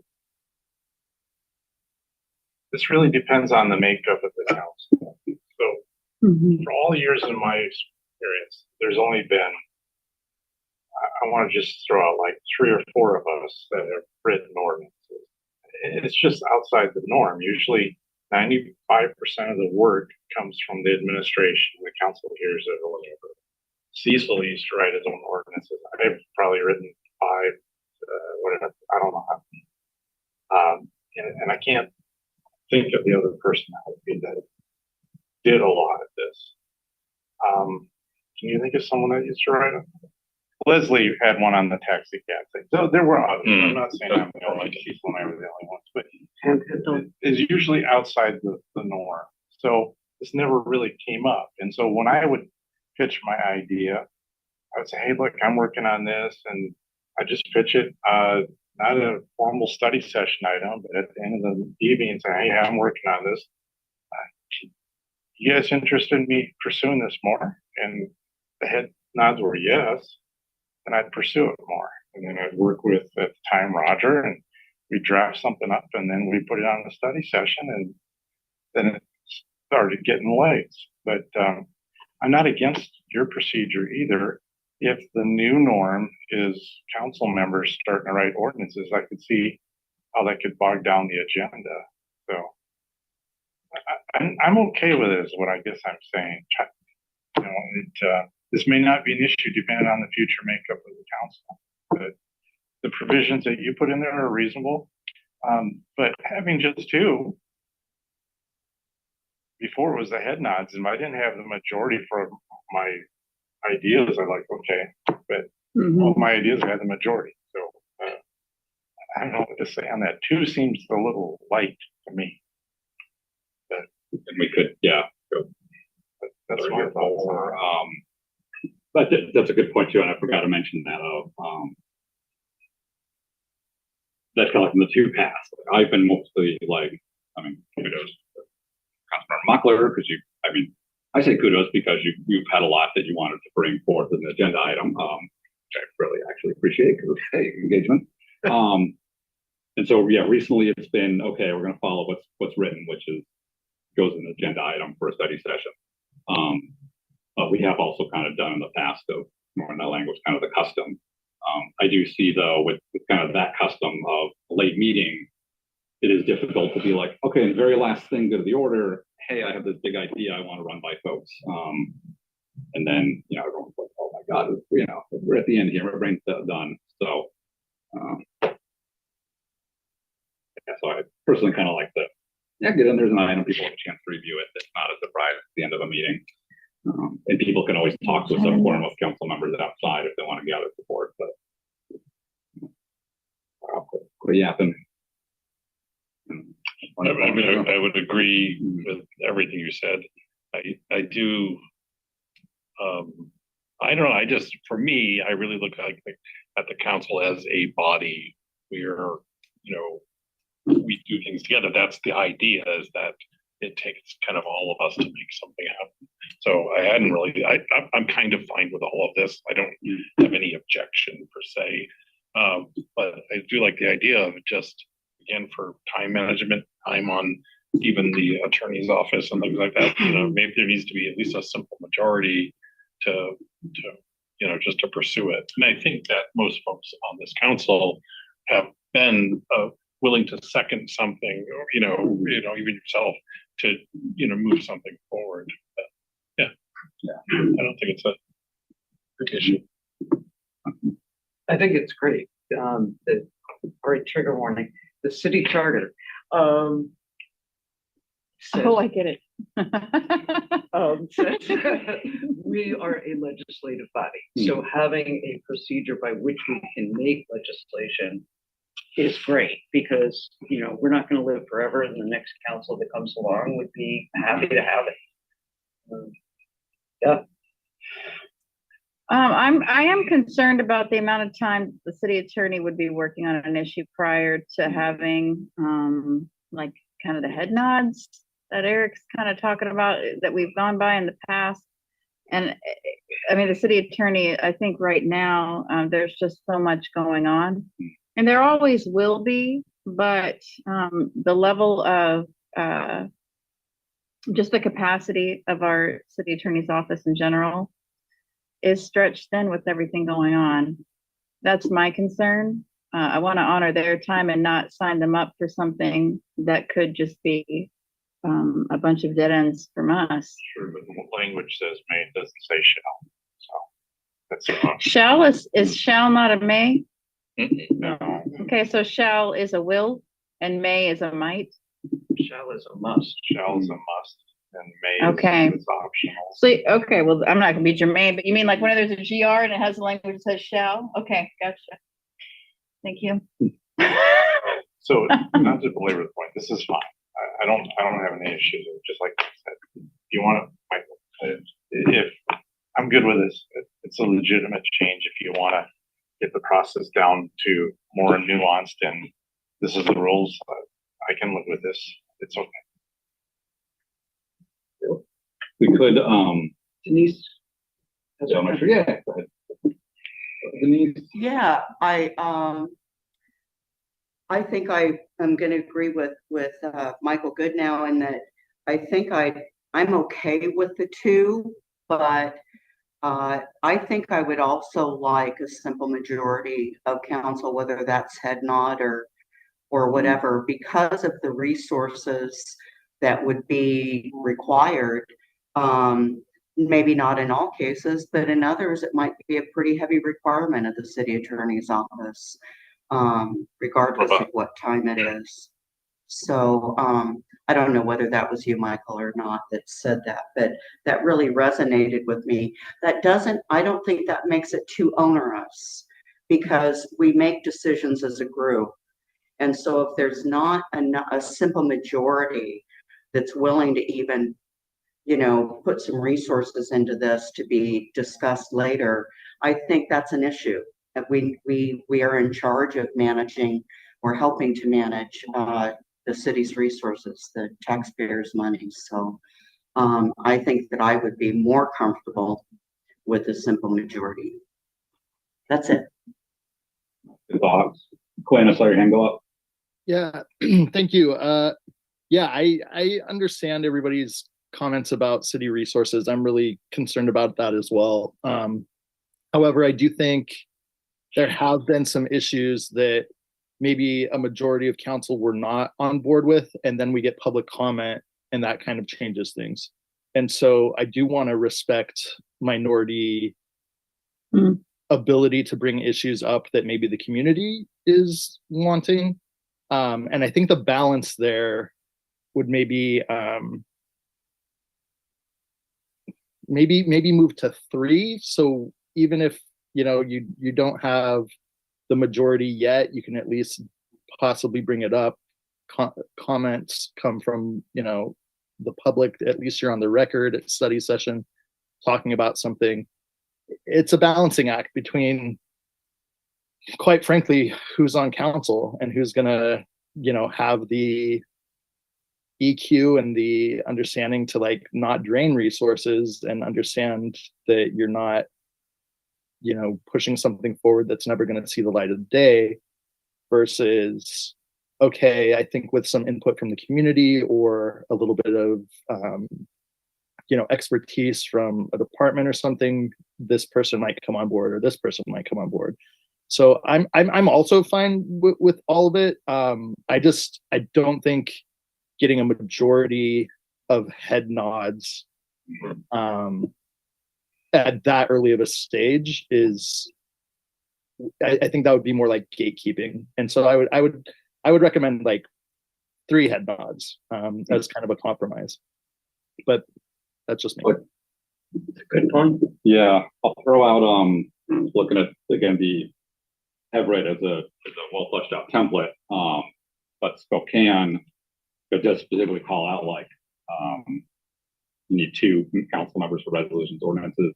So we could have 2 council members to kind of start talking to the city attorney, and then and put it as we'd be talking to the city attorney and then throwing it to council as the idea, and then it would require 3 council. We could require 3 council members to say, all right, we're actually going to draft up a resolution for the ordinance for consideration. So that way, if you want to, you can start something, find a council buddy that's interested in the same subject. Perhaps we could look at what exactly is meant by the city attorney to draft an outline. For me, that seems like that would be like a paragraph, not a full ordinance. It would be like the moment where Kylie would, for example, to use your example, say, it's against state law to have raccoons as pets, and that outline would be so if the drafting of an outline is, if we're talking about 20 minutes, half an hour, does anybody think that that would be an undue burden if it was that brief an interval of time?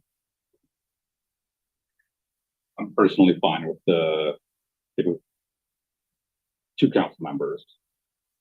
I think that's pretty reasonable. I feel like if you can't find one other of the 6 that's willing to even talk to you about the idea or want to hear more, then it's not likely to go forward. Yeah, I'm just But I agree. It should be I imagine what they say is outlined is like, hey, to amend, you got to update this title 6.12 with this wording, and it could include hey, this is going to take me 3 hours to draft up a full ordinance. Yeah, that would be really helpful for all of us, I think. Quinn?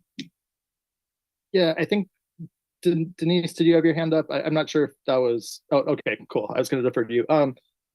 Just a point on that, the writing itself could take 20 minutes, but there's always a lot of legal research that goes on before that. So I just want people to be aware, like, even if it's bullet points in a paragraph, there's going to have to be, make sure that this complies with federal. What does state case law say on this? Have we talked to the departments? There's a lot that goes into it other than just the amount to put it to paper. But if people are fine with 2, I'm also fine to move forward with 2. I'm fine with 2. Denise? Sorry, I can't see if your hand's up or not. Oh, no, it's not. Okay. But I'm also fine with 2. I think I already said that, but I'll say it again. okay. So I'm going to proposal take Everett. Add 2 council members to get a turn time. I think this is, and again, I'll keep the May language, so it's like, obviously, the city attorney manages their own time in office, so they may say, I cannot get to this for 3 weeks, and, we're not gonna force them. And then present outline, three members to approve attorney working on full ordinance.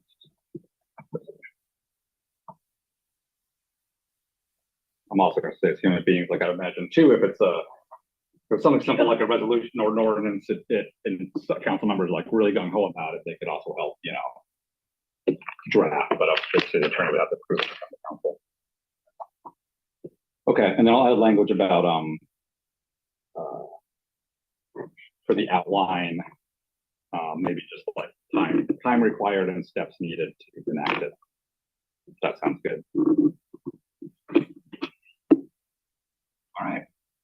Perfect. Nothing to comments. Let me go back to the other quick list. This may find, I think, what you want to talk about at the end. Okay. Clarifying language that council president may authorize exceptions to agenda bill policy, but still only deny an item if it violates policy. This was, I think, actually just housekeeping.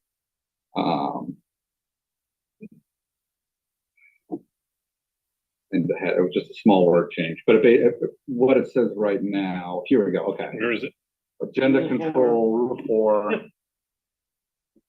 Would rewrite a chunk of this anyway, but right now it says that the council president may reject any item not complying with this procedure. And that's right. And clarifying language of, or allow items to be added to study session or regular business meetings with exceptions granted on a case-by-case basis. To codify the current, kind of what we're currently practicing.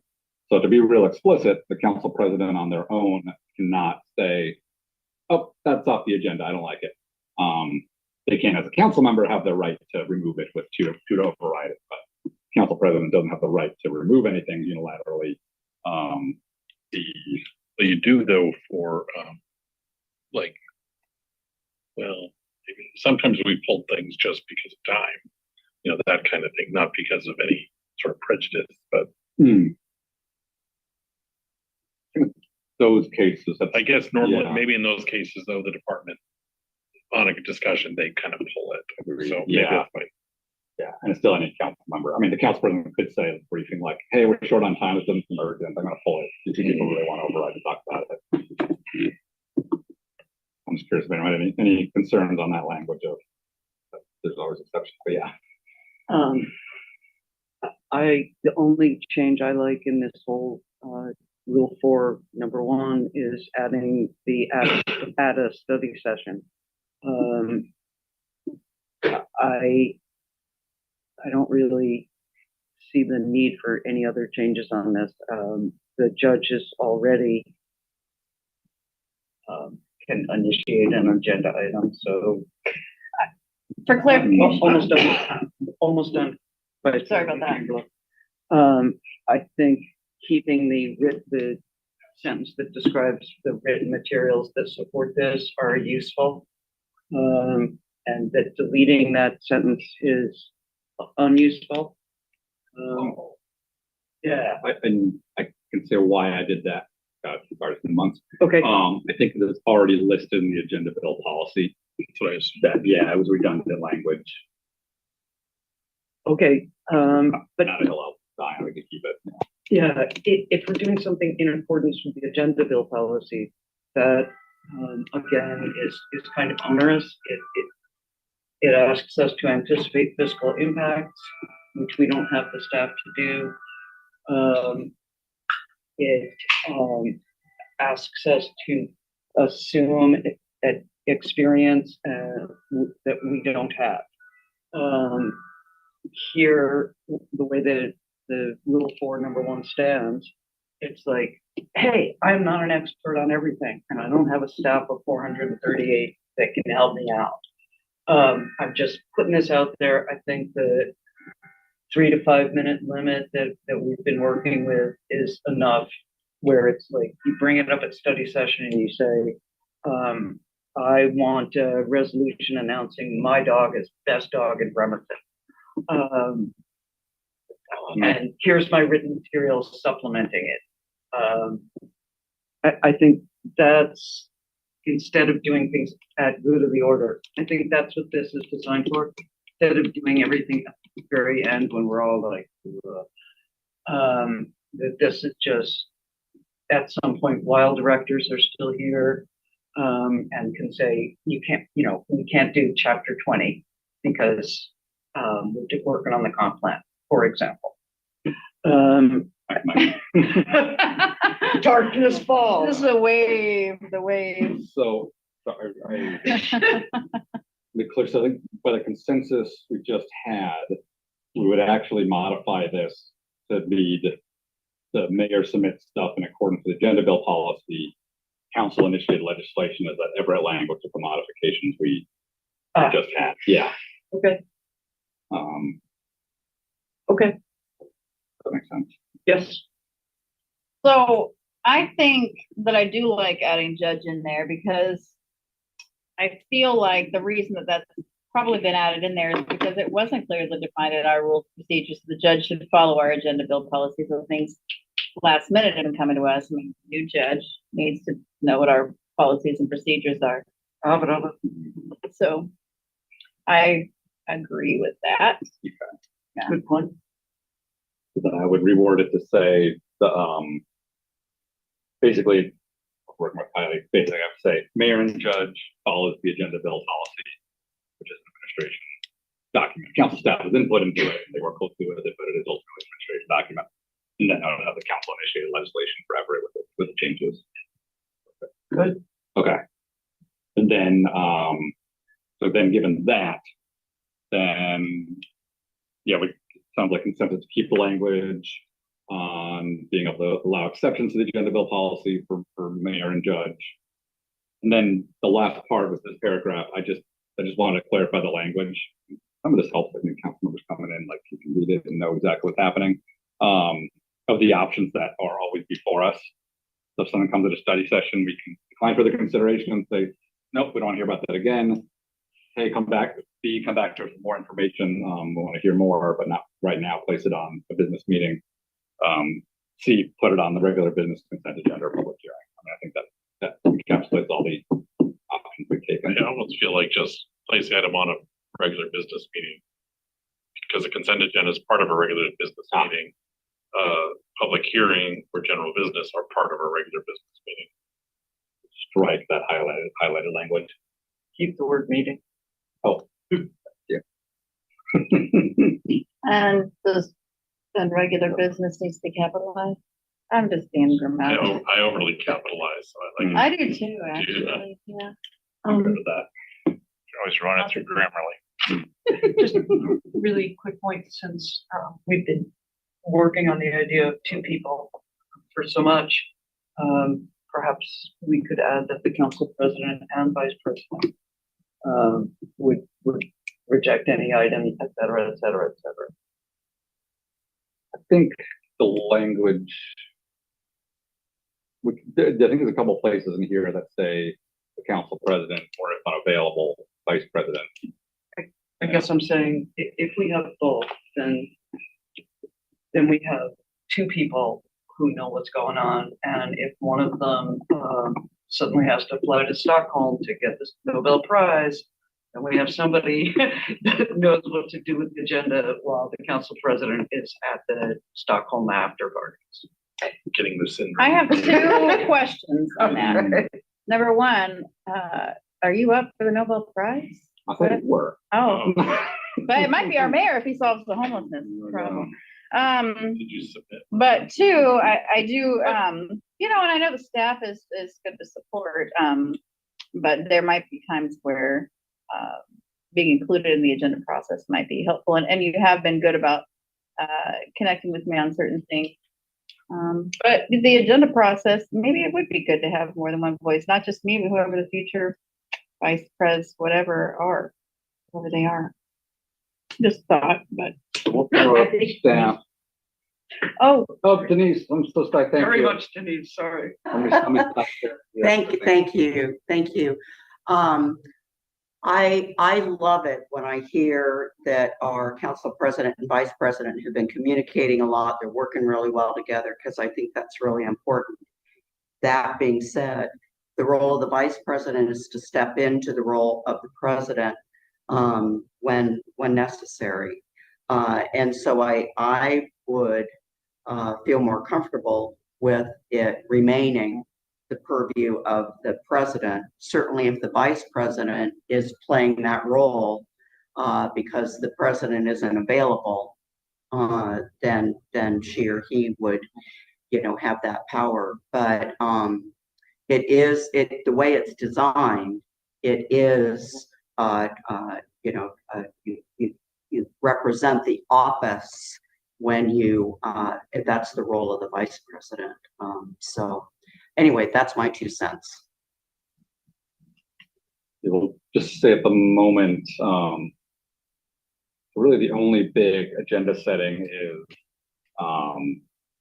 again, those exceptions, where Director Nucky calls and says, this got flooded, we need a contract tomorrow, if we put it on, okay. Or sometimes with the order, council staff are really good about looking at it and will basically suggest an order and say, oh yeah, I know that this person's an overtime contractor, have them go first, this is that, this is just council, you won't sit around without having a million people having to wait around for you at the end.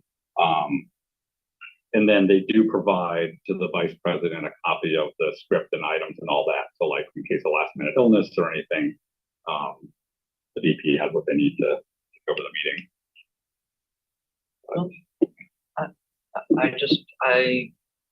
I don't think I have the majority with me here, but if at some point a majority of council wants to add the vice president, whoever that vice president may be, I think that would give us another opportunity as council to have more voices. And you can put it at time limit, like, I shot the vice president an email and 4 hours later I heard nothing and bada bang, I'm just taking over.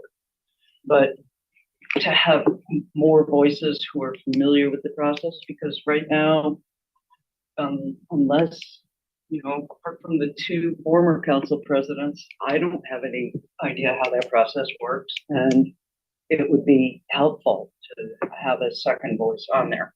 But as I say, I don't think I have the majority with me. And so I'm just going to say, if at some point you're interested in this, let's do it.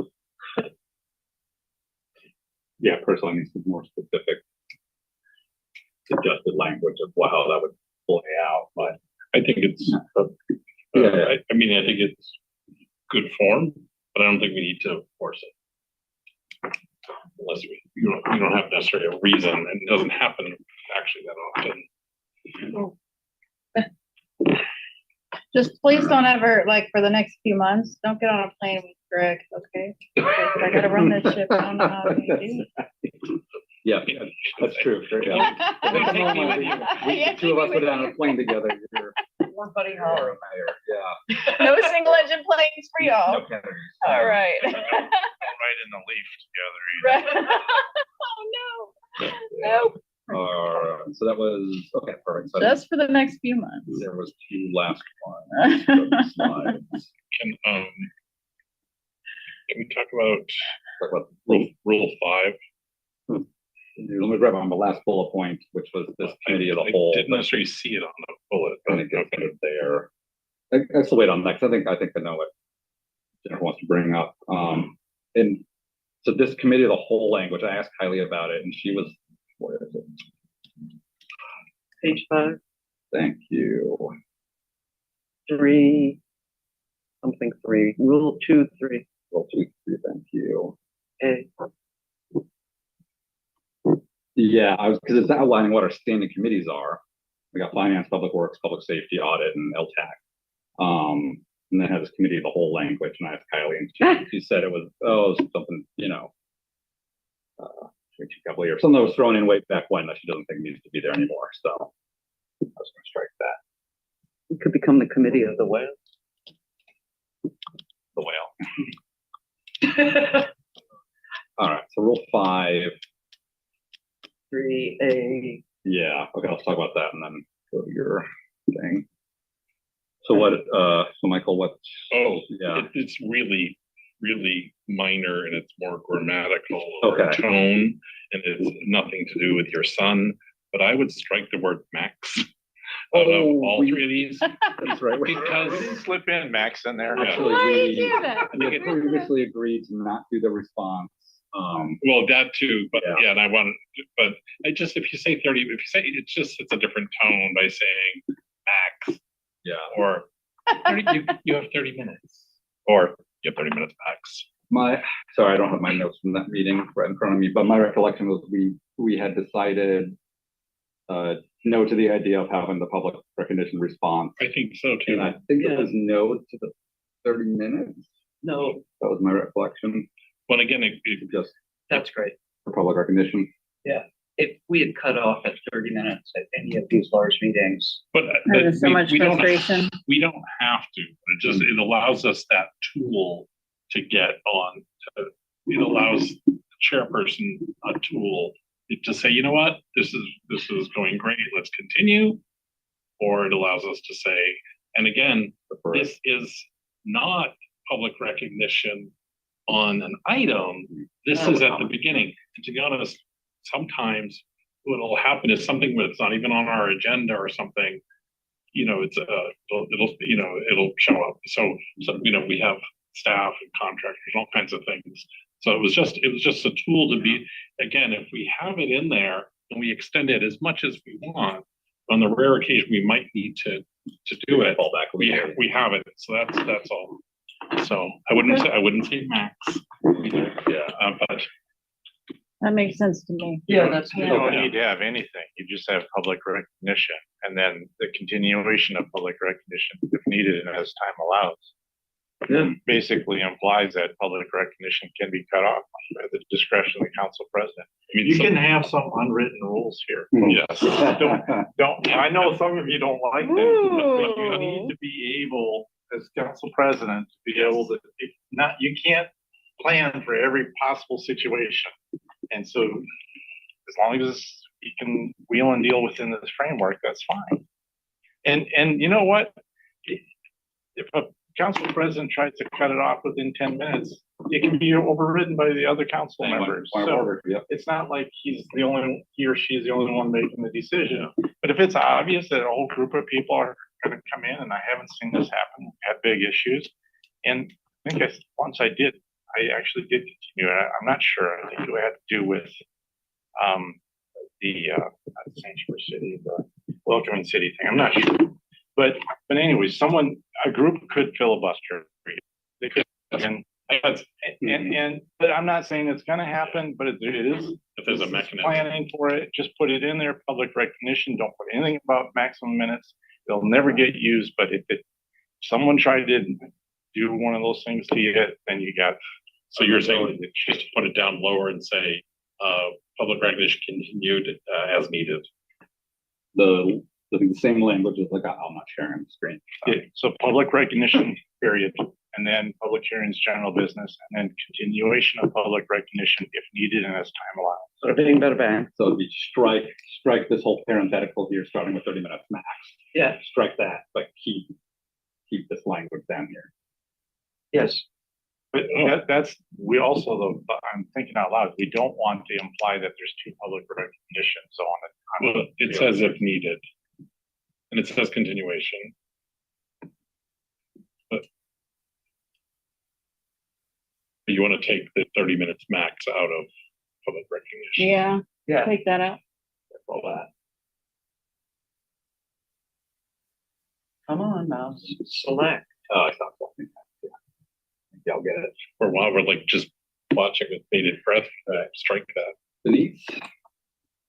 I'm wondering, just from the public's perspective, if they see that public recognition even mentioned later in the agenda, are they going to assume that if they are there, it is necessary? I'm wondering about that. What we could do is kill the continuation at the bottom. In the top, say public recognition, parentheses, may continue to have general business if needed. Yeah, I agree with that too. That way it's one line. Basically what it says. Basically, yeah, but you're right, then it eliminates the two, having it listed twice. Good. Yeah, okay, let's do that, all Thank you, Denise. right. Continuation, but modified language and recognition. I'd like to add something for public recognition. Hmm. And it can be a custom or it can be written down either way. That we keep asking people to state their names and ask them to state where they live, and also to keep offering. I don't have, this isn't a Q&A if you want to say that, but just say send an email and I will address your question. I think that people should know it's really frustrating. I saw a lot of frustration on many faces where they speak and all they hear is thank you. It's like, just send it as an email. And if people do that, then we can respond. I'd like us to do that regularly so that I think we do. Don't you? I've replied to a lot of emails over the past few weeks. Well, ditto, So- but we're not saying it out loud. And I think it would be courteous and it would give people the feeling, like quite a few people said, like I'm speaking and I don't feel heard. So to give someone, and it's not a lie, it's like actually true. If they email City Council, someone will get back to them. So I feel like what I try and do, and point out, is if somebody just says, I think I should be allowed to keep records of pets, right? That's it. That's all I say. Then that is kind of a thank you for your comment. But if someone says like, and I want to know why I can't keep a raccoon as pet, and is that a unilateral direction from the mayor or something? Then that's usually okay. Do you want to answer that? Mayor, are you personally banning raccoons? Or we can say, hey, send an email. We'll figure out why you can't have raccoons as pet. But is that kind of even if I'm not currently doing it? I don't think it needs to be written anywhere. Right. I think it's, he heard you say he needs to do it more. I think you do it more than I might have. So I think so. I was thinking we got a bunch of comments on public recognition on the Warren Avenue multimodal. And that would be good to say, please, send these comments by email. Could help with that. What if we had a slide during public recognition? We don't need to show them. Well, I don't know. We don't necessarily. With the handout, yeah. That says, public recognition, state your name, and then also, please forward any comments. Somebody could just be watching it after the fact. Mm-hmm. I don't know, maybe. And the handout does have at the end, like, hey, email us anytime. I think the issue with the slide is that's what's broadcast on BCAT, so that It folks, should be, I think, fine. folks don't get broadcast on BCAT if there's a slide up on the screen. It might look something like that. I don't know how much these citizens want their face. Just on the print. I think they do too. Yeah. I'm just kidding. I'm kidding. It's like a thing. I've had people tell me that they, Yeah. So I'd like to see I like the idea of a slide, as long as it doesn't change the way that folks are viewing from BCAT. For the folks that I can ask that to you about that.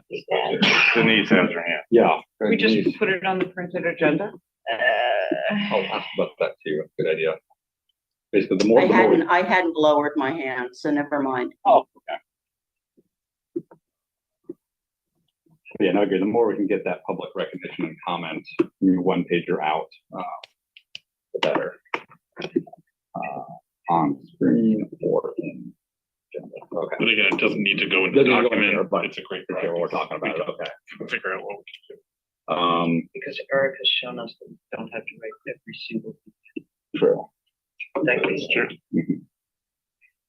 I think you're mentioning, if I can say, so there. Jedis don't do that. I think in this conversation, yeah, it's working. There was a great diagram, Carlin, put out, and it's like U.S., the whole U.S. Constitution, state constitution, city charter. Then it's kind of like our rules and procedures, and then it's customs, and then it's more like informal rulings and then customs. So, yeah, this is a good place where we want to really codify something great, but if it's not codified, then we can always make it as a custom by agreement, or someone calls point of order, and I like the training. It was like, you're being a real raccoon right now. He really likes raccoons. I don't know. You're in a groove. Yeah. Someone could say point of order. I think raccoon's an insulting term, right? And then the president can say, I disagree. Term of endearment. That person can appeal, and then if majority of council agrees it's a insult. Okay, majority of council, but don't call anyone a raccoon going forward. Trash can. Yeah. Yeah. I just want to make that clear on the point of order. So I was behind the whole raccoon movement years ago. We had another council member that was into, I shouldn't say into goats. Remember the goat issue? I know exactly what you're talking about. They're still talking about goats. They're still talking about goats, by the way. You're gonna do Rule 9 too? So is that what we're getting? I was getting to Robert's rules and council meetings. Are you getting to where I invoked Rule 6.4? So Rule 6.4 is basically just Robert's rules appeals, right? That it is that challenge of like, okay, we're gonna move on to the next agenda. Hey, point of order, I don't like that. I want to keep talking on this.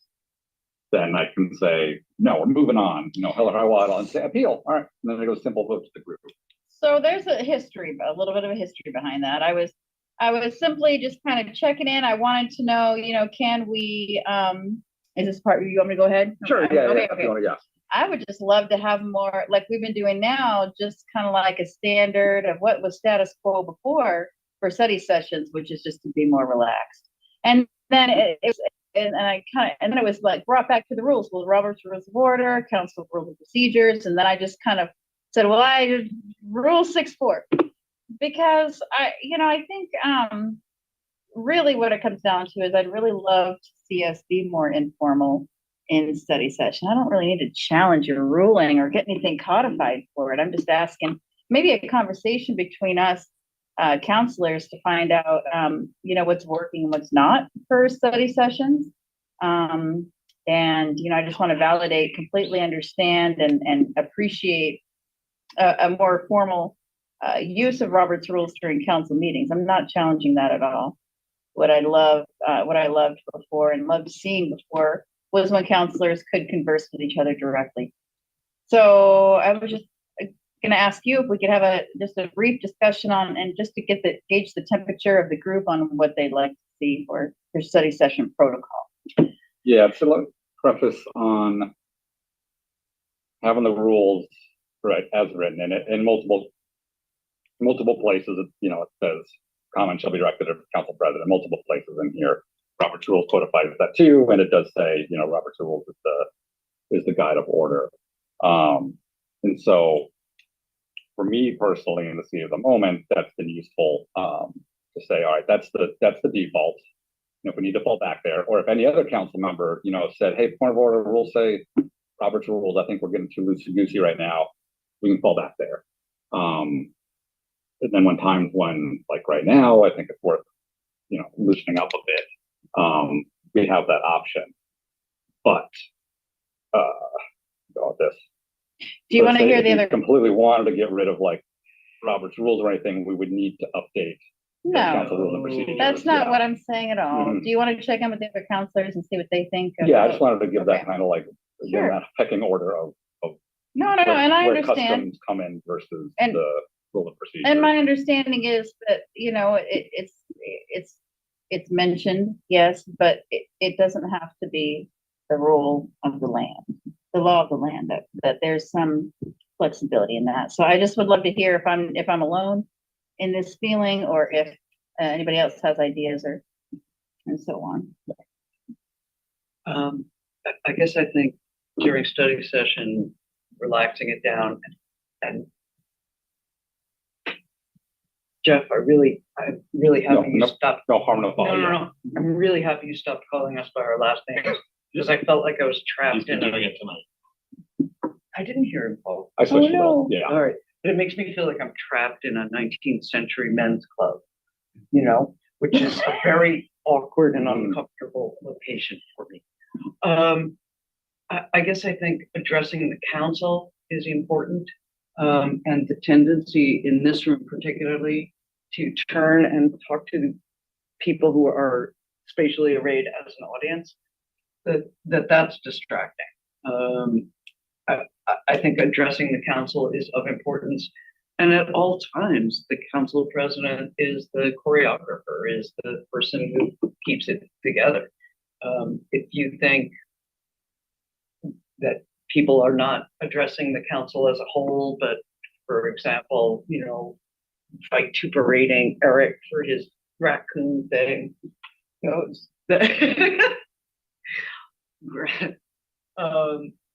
then it's, you know, it's perfectly Robert's rules for you to step in. But I've noticed more is not us failing to address, is where we fail. I'm sorry, I'm getting really tired here. What I notice here is more that we fail to address the council, and we turn and address the audience. That's it. I try to say that shorter next time. I don't know. Anybody else, any thoughts on, be honest, I'm happy to take it. You know, some meetings are really tough topics. In that case, I think having a more formal, more formal thing to fall back on is good. And the reason I was kind of doing last names was a bit reminder of the formality needed sometimes, like this is an official council meeting, all eyes are on us. I can speak to that. Yeah. If you're trying to be formal, then you need to use our title. If you can, You don't just yell someone's last name at them in a formal meeting, you know. So it's either council member or you can use first name. I can do that, but there's extra syllables. I mean, so I'm a fan of first names at study sessions and titles, including vice president, because I think that everyone warrants that respect. Please. Another argument for going to council is just that extra syllable takes up time. Yeah, I want to give our president as much leeway as possible in leadership style, and I did really enjoy the consensus model with Eric leading that, you know, kind of that conversation or being a fan of it, and we practiced it, and yeah, we've been dealing with some really tough issues and emotional issues. For me, formality sometimes helps me channel my passion more effectively, if that makes sense to you and any of you, but that's just personally how I think I've appreciated it for that around sensitive issues, you know, trying to really kind of regulate the discussion. It helps me channel my passion more effectively. I think I should have just left it at that. And so, you know, the last name, I think that President Kaufman is Jeff's trying to figure out what's going to work. And I think we've heard some significant pushback on the last name. I guess I can relate to that. It's kind of a, if you were called by your last name as a girl growing up, if girl was called by her last name, she was a tomboy. She was one of the guys, which some of us really appreciated, but not all of us did. So that's maybe something to be sensitive to. And I like that there's a space that's safe enough for us to share that stuff, which is what I consider study sessions. So I think giving our leader, our president, feedback about what's effective and what's not for us is really appropriate, and then allowing him to lead the meetings. So that's it. Nope, very good feedback on first versus full title. I'm happy to go back to first name study session if that's the consensus of the group. Perfect. May I bug you, Eric? May I ask you how you feel about the change? Is that okay? I know you didn't say anything. I know, because you know what? Because here's what I know about Eric is he thinks we're fumbling around too much with the rules. We just need to like be okay with it. And like I said, I don't want to change any rules. I just have appreciated a relaxed. So I just wanted to hear everybody's opinion and Quinn too, if he's still there. I'd love I think to. he got disconnected. Okay. He was having internet issues a while Okay. back. So yeah, let's tackle it. Because maybe I'm in the. No, I'm in here. okay, so my experience has always been the study session is for you to roll up your sleeves, get down to work, and have an environment where you're able to throw out ideas, and they may not always be the best, and you should be willing to retract and say, oh yeah, that wasn't a good idea. But that's how we get the best outcomes, is to have a more informal setting. So that's the way I practiced it when I was leading the council. I do agree that if you had a council makeup where you may have one or two people that are dominating that and you need some order, then you need to rely on Robert's rules. So you need to let the council president, this still needs to stay in there, but the council president, he or she should relax it whenever they can. Basically, it should be relaxed at all times for a study session. That's how I did it. And then rein them in if you need to. And I think the majority of the council understand when he or she does that, yeah, we need to be reining this in. It won't be, it'll be a reason for doing it. So, and I also agree, not last name. I hadn't really thought about it. It kind of struck me a little odd. Now that I think about it, it reminds me of my military days. That's when I was called younger and good now. And you know what? There's a reason why I know you did the full 20, but 2 years, 14 weeks, 3 days is what I signed up for, and I don't want to revisit that time. So I do like first names. yeah, first name. That works great.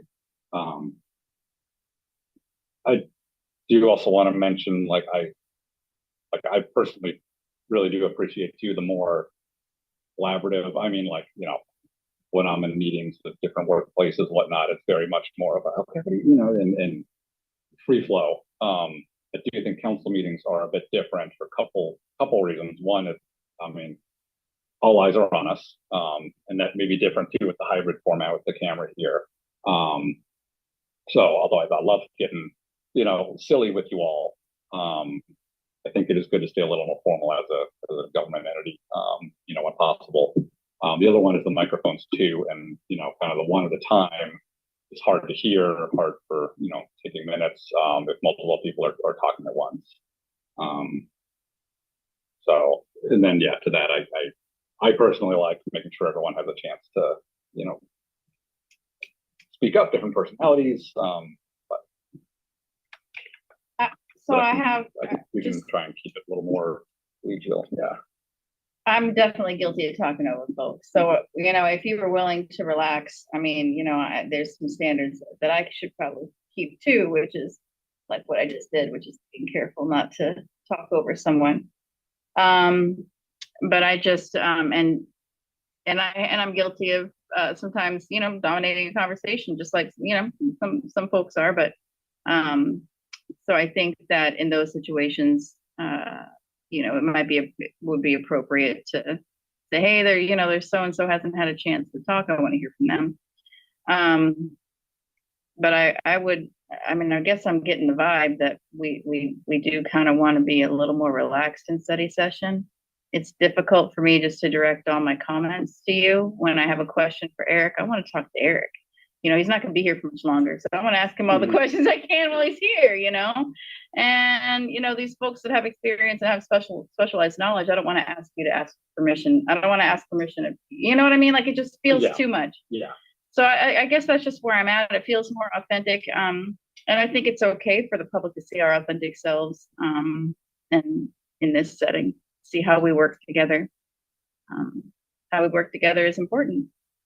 And thank you for letting me bring this up, y'all. Appreciate it. But And I would say, I mean, if you go by the strict language in here, right, it says council members have, somewhere it says council members have the right to ask a question of, I'm sort of like anybody, right? I've enforced that when it's like, yeah, a council member has tough questions for a staff member, they have that right. And gosh, where is that in here? Oh, hey, right here, questioning. Any member of the council, including the council president, shall have the right to question any individual or staff member on matters to remain issue. Question be conducted as to ridicule or denigrate the individual being questioned. So, I mentioned in the past, and like, yep, those are some really tough questions that were asked of, say, a staff member, but they weren't, you know, denigrating, like, are you stupid? Why are you doing this? Right? Like, that's clearly crossing the line. But, you know, saying, you know, why did X dollars get spent on Y? You know, it's a tough question. Totally fine. I'm happy to interpret this that any council member questioning any individual, including another council member, like, hey, Eric, when you dealt with this, yeah. The only thing I think you want to avoid is just if things are especially getting heated, and it's like, you know, I think we should vote for this or vote for this. You voted for it before, didn't you vote for it? You know, or it's kind of that where somebody doesn't have a chance to, you know, quick to defend themselves or become accusatory or anything of that nature, if it makes sense. That's where it's I just want to make sure things don't get too. Have we had that with our group? Yeah. So far, so good. So far, we've been pretty A few times, but you simple know, in general. I mean, Yeah. maybe, you know, just, I don't think that we've been out of hand emotionally with each other. I don't think there's been anything no, like but that. also I'll make sure we don't get We aren't writing these for us. I mean, yes, they are, but these are for the council. And so, could there be a situation like Jeff's describing? I think so. On contentious councils, come on. I think so, but I also want to validate, I think we work very well together. And so I think what I'm hearing is trust us, you know, this is a team, and, you know, call us on our misbehavior from time to time, but ultimately, you know, you've got a very capable, level-headed group of individuals for now. Thank So, you. okay, excellent. So that's clear. Like, hey, Eric, you're council president. What happened back then? Like, totally don't need to be like, did you ask Eric? But if we just avoid, you know, keep it to, okay, council president, I think this is the wrong, you know, direction to go. Versus, don't you think this is the wrong direction too? Something like that. Yeah, I'm not saying that. I'm just I think that's the line I'm trying to make sure we don't cross into. Not saying I'm done it, just, yeah. Understood. Perfect. All right, thank you all. Okay, so I will, unless there are any other suggestions, change the rules. I will write up a new draft based on all the feedback. You had some changes on 9. Yeah, I'll make sure nothing we didn't already cover. Oh, that's hard to remember. 9.2. It's about Lane. comments and requiring written comments for comments on consent agenda. We struck this one Right. down, yeah. Okay. I'm not modified Yay. it, so. Yeah, so yeah, we decided not to make written comments on the consent agenda. Okay. Great. Somewhere black line deals out the toes of their leg, and you'll fall in the rocket. What is that? I thought it was gonna troll again. No, you guys can't, if you can't understand that is the Beatles, Rocky Raccoon. I think this should be President Coughlin's theme song from now on. Gracious. She had to find that. Oh, goodness, nice. All right, I'll bring this up for next session so we can all take one last look at it And together. so at this before going point, to we're vote. not going to move forward with these for consideration, not yet included. That could be on the, Which one? Sorry. well, the second slide of yours, or third slide, the last one. The Polsbo example. Oh, gosh, I forgot about that last slide. I Thank would you. like to just not move Strike forward those with two. those. I'm okay with that as And let's well. just get this Perfect. buttoned up, and this will be on the list for next I'm okay with that too. One was regarding abstentions, and there was a way Paulsville handled it. I'm fine with skipping that unless anyone wants to really move it. And I can't even remember what the other one was. Where's my slide? Come on. Clarify use of agenda setting process. Oh, good. Then we did that. Yeah.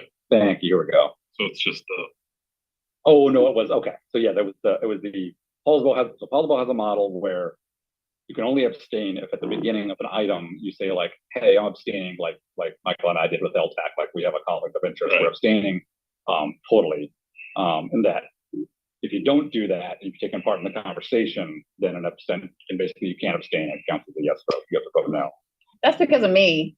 That's because of my abstentions, isn't it? Well, look, sometimes I got to a point where I just didn't have all the information even after a discussion. That's a Paulsville's minority. I mean, the standard is, yeah. You can go either way. So. I don't know if that's an actual problem to solve. No, I don't. But I'm fine either way on that one. Let's just do problems that actually. Perfect. The other one was some cities do require 2 people to move something from consent agenda to general business. The default Jurassic Parliament or Robert's rules is it's the right of any individual to move it. So let's go with the default. But I'm okay with the default. That's why I left these 2. It's just like, hey, I did research on them. Yeah. Cool. All right, perfect. Thank you. Have we actually completed this? I think this will give direction for a full draft next time, and if there's any minor tweaks or anything doesn't look right, we can actually pass it. How many weeks has this been deferred? Well, Months? how long have we been talking on? Yeah, June. Well, we got it done. Other stuff that came up. It did. We had more important. We did have more pressing issues. I don't know if this is appropriate for right now, but it's about the agenda bill policy. Many items are presented to us as must pass, time sensitive. And often our automatic approval is expected. I don't know if that's something we want to talk about right now, but it's impossible for us to do due diligence if things are like just given to us at the last minute, and the contractor's trucks are idling outside waiting for as it were.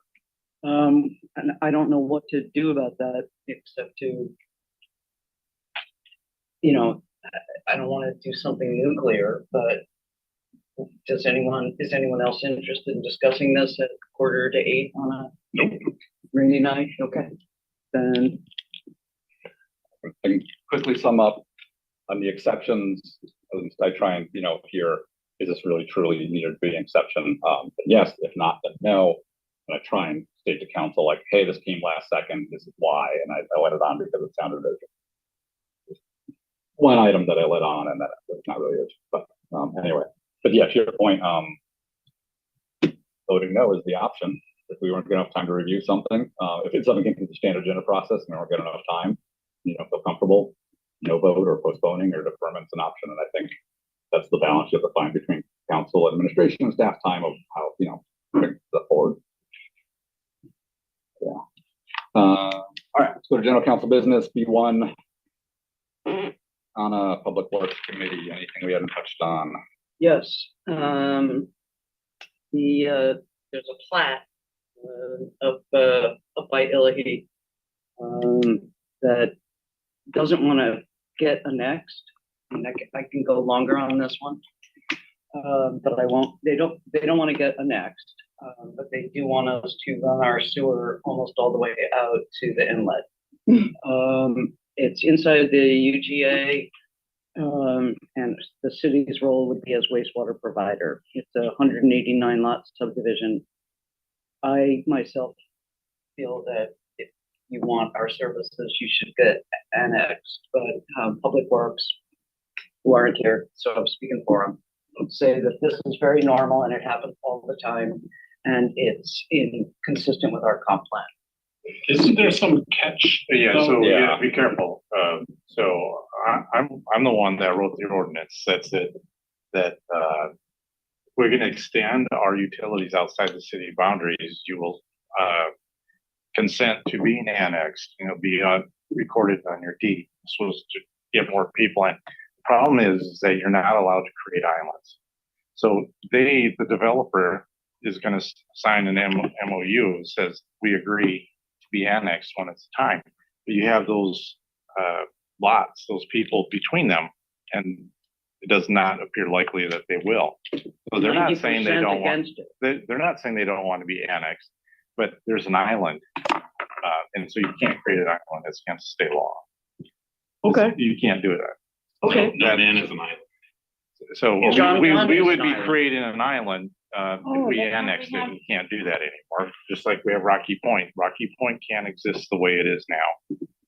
That's what but I'm it saying, is- like it is- Graveyard it's City, Okay, so so it's grandfathered in. when Public Works said that it was consistent with our comp plan, that was inaccurate? That when they said it was consistent with our comp plan, it was our, that's in our urban growth area to go out that way, is my understanding, is what they're saying, that it's within their comp plan to extend, wanted sewer, because North Prairie Water sends sewer that way, it's consistent. But it's forbidden by ordinance. It's not forbidden by By ordinance. Washington state law. The ordinance allows us to do it on a case-by-case basis. Okay. But not create. But we can't create islands, so we're gonna extend sewer service outside the city limits. Now, the penalty for them is that they get to pay 50% higher for their Mhm. sewer rate. Right. So they have an economic incentive to join, but, and then once their valuation gets high enough, when you build 300 houses, all of a sudden, because it's all based on valuation, not number of lots, you've been, you know, what's the average price of a new house? 500,000 plus. All of a sudden, your valuation is gonna dwarf the existing valuation. And so it just helps to get, it's basically helping you to annex the area eventually. So basically, all those lots have yes votes recorded They're on it. automatic, they can't read, they can't. So they're buying the house with a yes vote to be annexed. Okay. So, yeah. So was this, coming for council approval or just a heads up? It will Yeah, eventually. okay, that's right. Okay. The developer has already petitioned the city to accept this. Okay.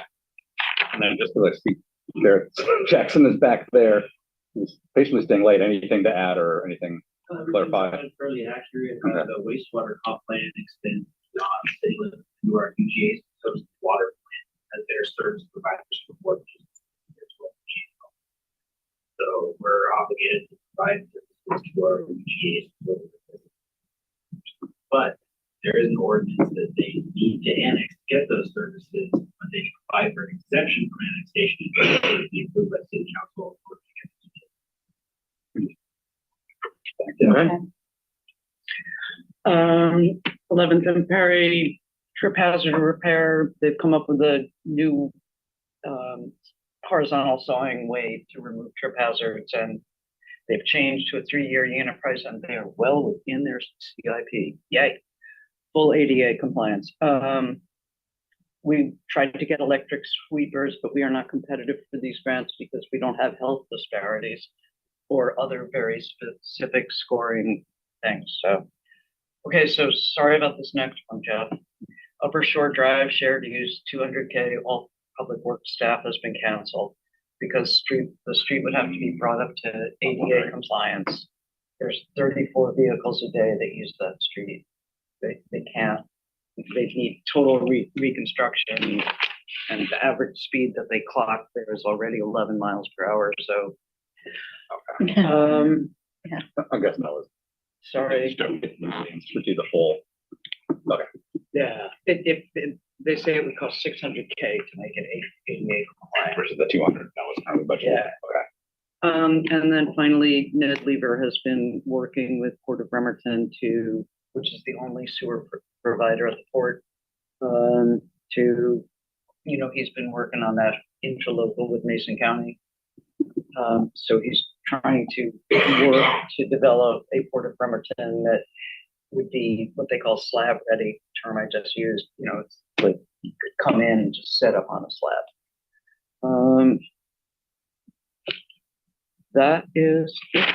I mean, you've heard everything else. I mean, if you want to hear about BIOS, I'll talk to you about that. Oh, and I did see, I think I saw an email where Public Works outlined, or there was a discussion about what grants they're applying for. There's a bunch of new programs from bipartisan infrastructure law and some others. Am I remembering that right? Recently? Yeah, like in the past weeks. Okay, I have not seen that email. Okay. Could you forward it? Yeah, I'm gonna look up now. We can talk about it in finance.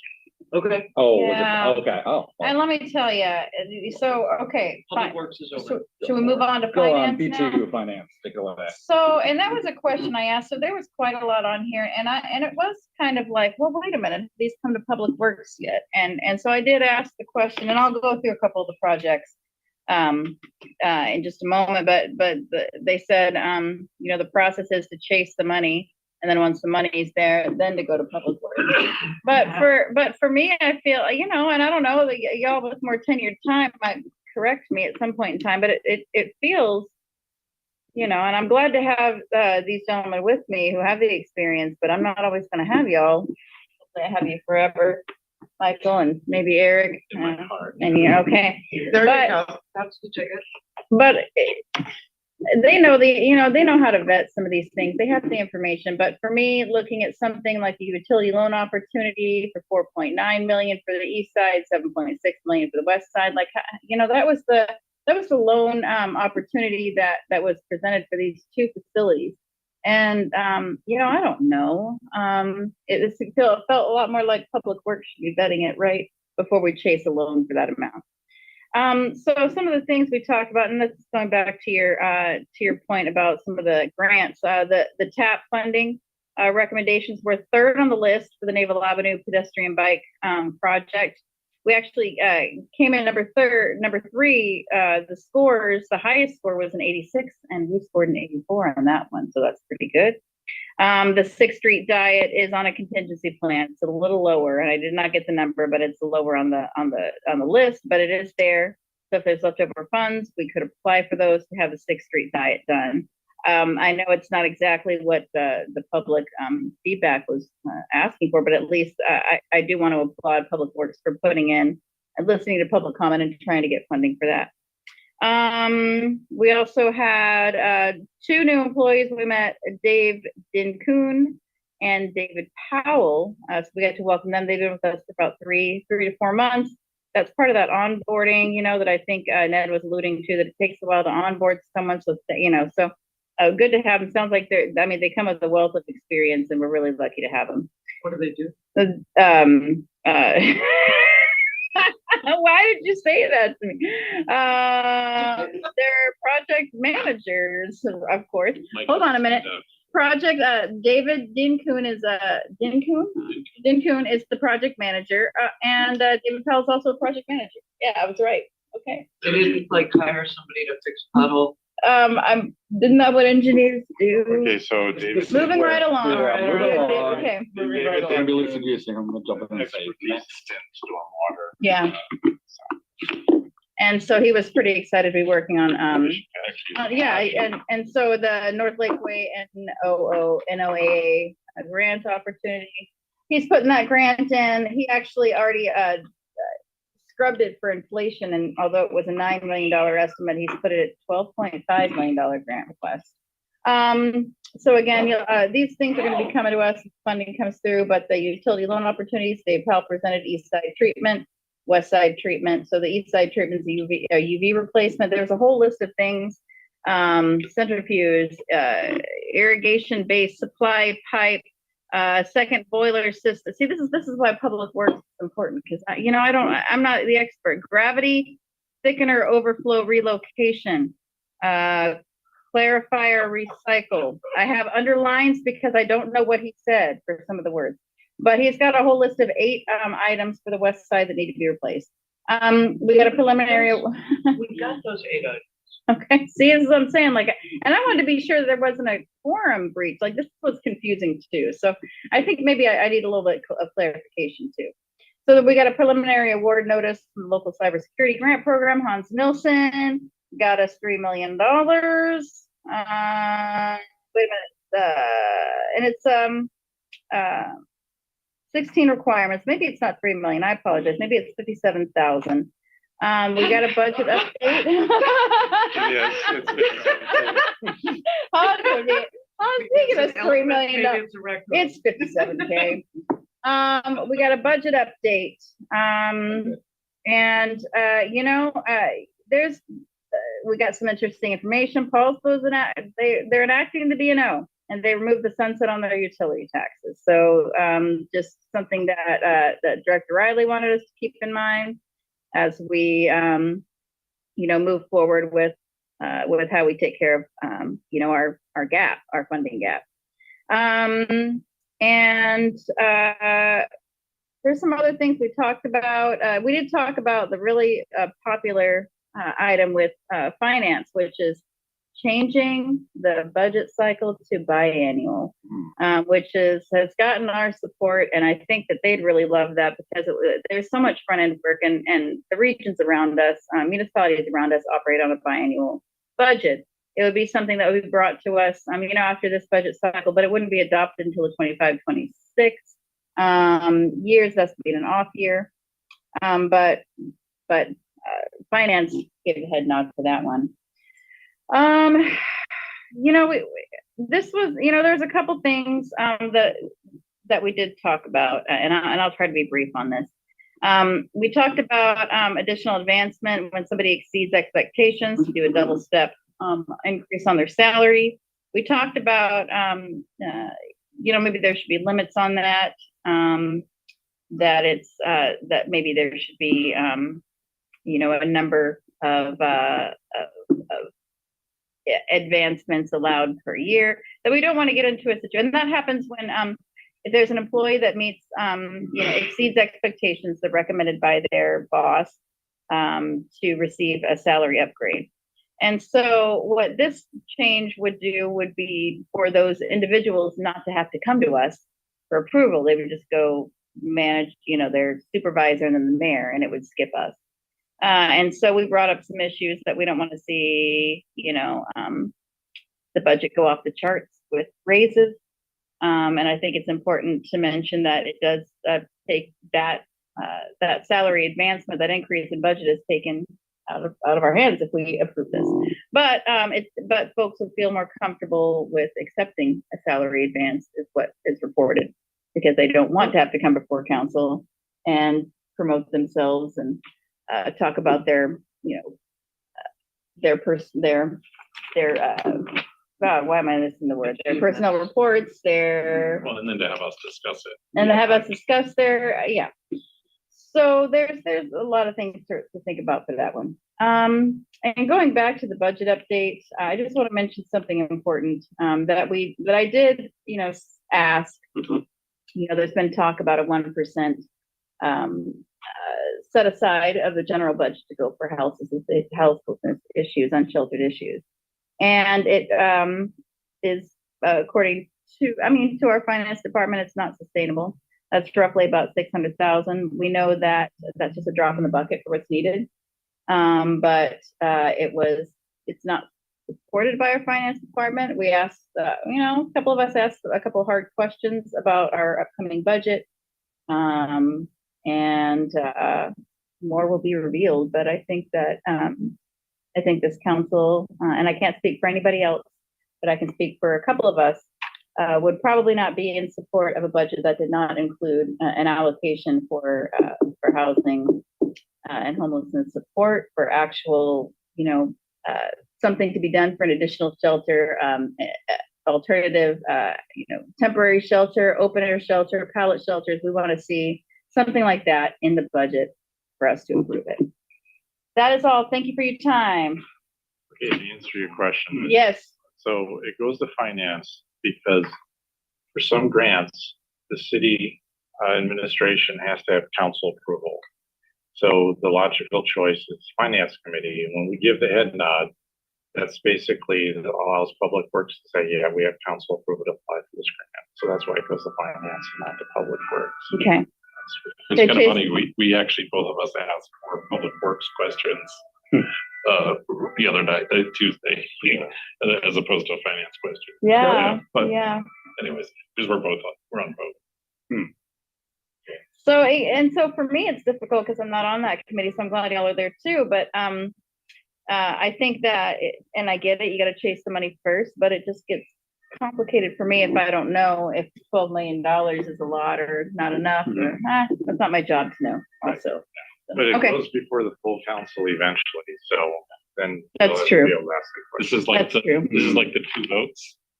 And then it grows into Yeah. something else. So, I will say there are cities like Spokane has an ordinance that more formalizes the application process where their public works committee actually is in charge of approving every grant that applies for exceptions. So that is an option we could, consider if needed. I but- mean, if it ain't broke, don't fix it. Yep. I just wanted to, kind of share that. I did ask that question, but, most importantly were my last points that I think that many of us want to see money for, our unsheltered options to be in the budget. Dr. Riley, that's all. Sorry. Yeah, just a couple of add-ons there, maybe just the council did us also discuss the audit that was starting. Oh, I apologize. Thank you. So next week, and then also our investment from this point in time last year to this year, it's tripled based on investments or portfolios. So seeing good returns in the market. And regarding the audit, it looks like they're going to do a federal grant focus, right? And This is the federal program required, this year accountability on it. All right, any regional committees, boards? I have one for good of the order. But I can read. we get an LTAC update. Yeah. Then there's motion there there. she is. Would be happy to do that. Christine has just sent an email out to grantees, potential grantees, and to the committee meeting in early November to start looking at applications. So once we have that scheduled, the RFP will go out. It's all ready to press send, and the process will start. So I will say there does seem to be a disconnect, certainly from the administration's viewpoint, having, they already know the appropriation for this, it's in the budget, they don't really need to know specifics right now. I've been communicating very strongly that there are a lot of community partners that are dependent on this funding, and that we need to get, this out as soon as possible. So, that's about it there. It hasn't met, and the RFP is not out yet, but it is ready to press send. So I believe that Christine's plan is to push the RFP button on Friday, and get that out to everybody. It's really not any different from the last go round. So except for cleaning a few things up. So that's it for LTAC. Improvement on the consultant. Oh, so that the city will apply as part of the LTAC process. Yeah. Yes, the city will apply. The city always applies for its awards. I think that Conference Center is up again this year. Is it not, Mike? That's correct. Yeah. So yeah, city always has, or when they're due, the city has applications. Yes. Just had one talking with staff, starting to plan for retreat just to get something dates booked out, so that we're not waiting the last second and scrambling for space. Kind of a bigger thing. So I looked at the calendar. I think I've heard the feedback that it sounds like every year going back past years, like the one day is a lot for one day, trying to get the whole goals and priorities established. Even this year, I made good progress. We got to finish it up in study sessions. And here's kind of an idea I've heard from folks I wanted to throw out, which is that in January, the 24th of the study session, usually the year starts off pretty light, or there's a fifth Wednesday in January. My suggestion would be council uses one of those times to kick off its discussion. of kind of what are some of the big goals, things to tackle this year, right? Throwing it up there. And then after that, we use the committees to take those individual ideas and kind of run them by staff and bite size. So, hey, we want to, you know, have a whole thing with sidewalks. Okay, Public Works Committee, here's the idea council had and the main goal, run it through for feedback. And then with that prep work, we then actually have the one-day retreat. And in that case, we kind of got all the rough ideas on the board. We have feedback already, staff have the time to chew on it as to what's feasible, what's not. And then at that retreat, we go through them all and kind of come up with a document. And so not that we have to finalize that, the 5th Wednesday would be open, the 24th would be already study session. But I want to throw that out there for folks to think about unless you want to deep dive now. The other thing is looking at dates for that main day is probably either, I think January 13th would be too early, but there's the February 3rd is a Saturday, as well as the 10th, I think are both decent, except for the 10th of Super Bowl on Sunday. But I don't know if folks can look at their calendars or think if there's any big conflict out there to kind of reserve a date and some meeting space. Well, why can't council just have the retreat at Norm Davis? Oh, that was the other thing was, yeah. So I'd say the three main options sound like in the past have been either Gold Mountain like we did before, the conference center, and we do want a place that has like Wi-Fi, has probably built-in, you know, food options, all that. But yeah, Gold Mountain Conference Center or here. Let's stick on. I like going to Gold Mountain, but I don't like the idea of using a 5th Wednesday. I just feel like we get 4 of them, 4 Wednesdays a year. So to, you know, like if we need to, absolutely. But if we can schedule something else, work on it. I also feel like January feels really early. I just think that if we have new council members, they need to, you know, there's things they have to get done and, you know, like let them attend a couple cycles of meetings and stuff. So maybe just a little bit later. But I also recall being down at Gold Mountain for retreats and it being kind of spring, like nice, you know, nice weather. But and we've done them in June, I think, too. Let's not do that ever again. There's right? the idea of doing it for budget season instead. Let's avoid major special elections and sad departures, please. But I get why it would be good to be home, but I also think a change of scenery is nice for just for everybody. I mean, we're sitting here in these, you know, in these rooms, we're doing tough stuff. A change of scenery is nice for a retreat. I don't know that I necessarily am. I don't know that I necessarily am sold on, you know, going to Gold Mountain every year. I think we could get away with something a little, and I don't know the cost. I think I'd be concerned about the cost. I'd like to keep it cost effective. I think we're going to be tightening our belts this upcoming year. And there's going to be some hard choices. And the last thing I want to do is give the perception to folks that we're out there spending a bunch of extra tax dollars. We don't have to. On a golf course. On a golf course. The notice is the city-owned property, I think. It is. I get it. But I think it's important for us to just kind of keep that state of mind that we are going to be tightening our belts. I think we only pay for our lunches. Yeah. Okay. Yeah. Nice. If I can wait a bit from an administrative standpoint, speak for Lori and Christine a little bit. Logistics at Conference Center or Gold Mountain provides the food options, so let's bring food into here is much more difficult for your staff. Yeah. And there it's already provided there, you pay for it, it's not, and the space is free, so. Both spaces are free. Both spaces are free, it's the food, it's the logistics of food that helps the administration not have to bring that in, Lori or Christine to do it here. And I can respect that. And it's easy to sneak out for a break. Oh, that's true too. I would like to see, maybe we can just say, I would be good with the conference center.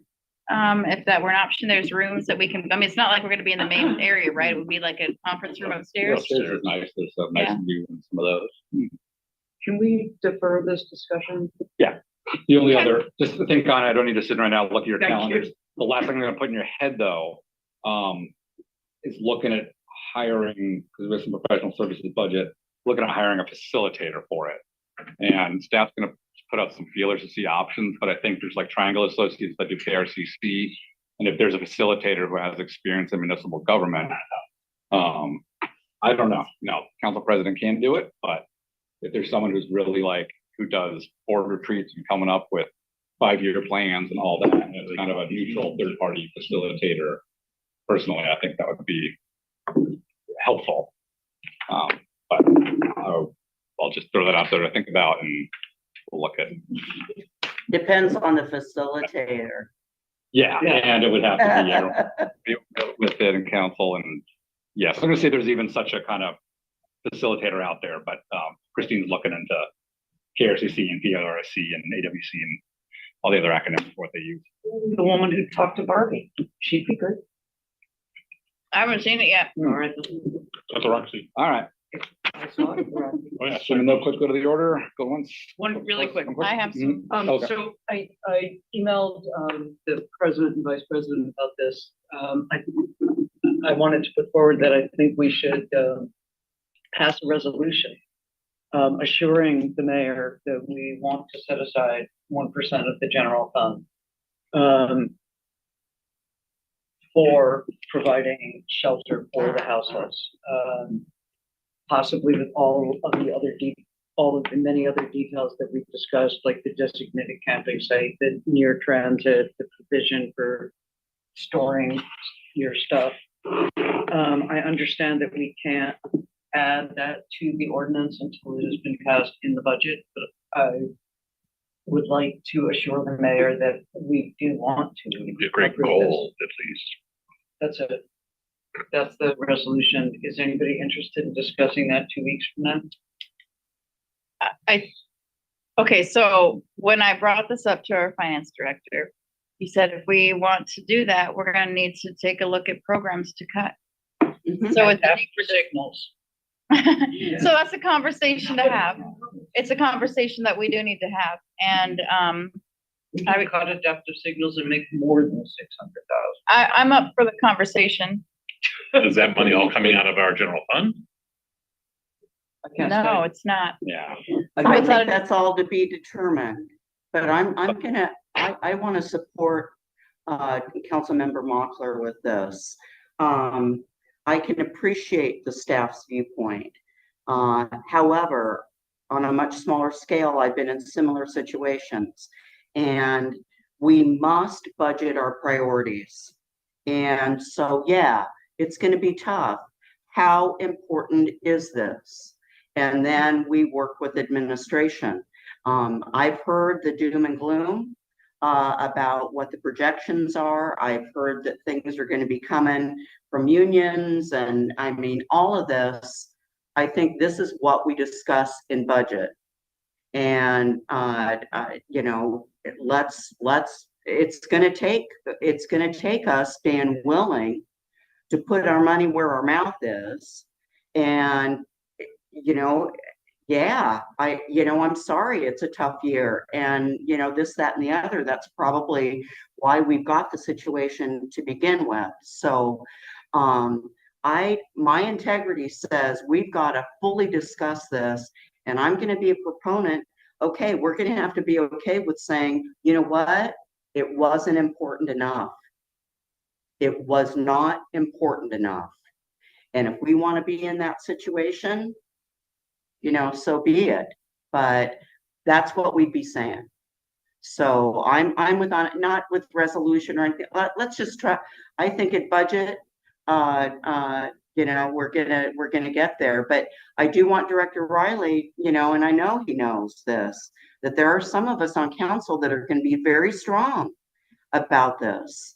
And you know, I know we're going to get a lot of information, and that's a whole new context, but I'm a strong believer that just with our integrity, our budget has to proclaim what our priorities are. And that doesn't mean how we do it, but that this issue is important enough for us to invest this money in. So I promise to be quiet now. Yeah. Okay, so during finance, Director Bradley's there, I made a statement that I'm basically interested in, are willing to push the nuclear button in that if the budget does not have a vision to provide camping facilities as we described in the ordinance, I will vote no on this budget. Hence the discussion, well, you're going to need to come up with cuts. Point one, he's listening. If the mayor, get passed on the mayor should not present a budget where it makes the council look like the bad guys. You understand what our priorities are, and you need to put it in the budget. Okay. Point two is, last year we put $10,000 for a porta potty in the budget and did not get spent. Before budget time, I want to hear from the mayor what the roadblock it is for putting up a fence, putting up some porta potties and a hand watering station. That why is it? I heard the other day, $2 million is what it's going to cost. All these one-time costs, and then these are several costs. It doesn't make sense to me. I want to give the people that are experiencing homelessness a better place. I'm not saying, we got to do this overnight with all these pallet things and all that stuff. But his emails, since we passed the ordinance, still say, nothing's changing with the city council's ordinance. We're going to have something come up with the Salvation Army. And then if we still don't have enough capacity, nothing's going to change. Well, that's the reason for putting that outlet in. And I need to hear from the administration why you can't do this now. I'm sounding excited. I'm sorry, but this is important, and I'm not letting them go. I'm not letting them go on this one. No, I will vote no on the budget on November 2nd, and to hell with it. It needs to be done, and we need to have commitment that it's going to be done, and it needs to be done this year, this fall, period. So just real quick, part of my good of the order here, that I was going to bring up, is that in 2 weeks, we'll have a packet for council to consider for reimbursement to G2. And it's going to be, a pretty, it's going to be comprehensive with some data, but also some receipts. And so I think we need to be bold and brave and go ahead. We're going to get some, legal opinion. But this is for the restrooms that are down there. And we need to spend that money, approve it. We need to be bold and approve it. And so that was one of my good of the orders. And I just wanted to bring that up because Councilor Younger is absolutely right. And we did put the provision. I mean, it was just, it was difficult for me to vote on that the way that I did. The compromises that we made, it broke my heart. But we put that wording in there for a reason. We're waiting for a campsite. We're waiting for a designated camping area.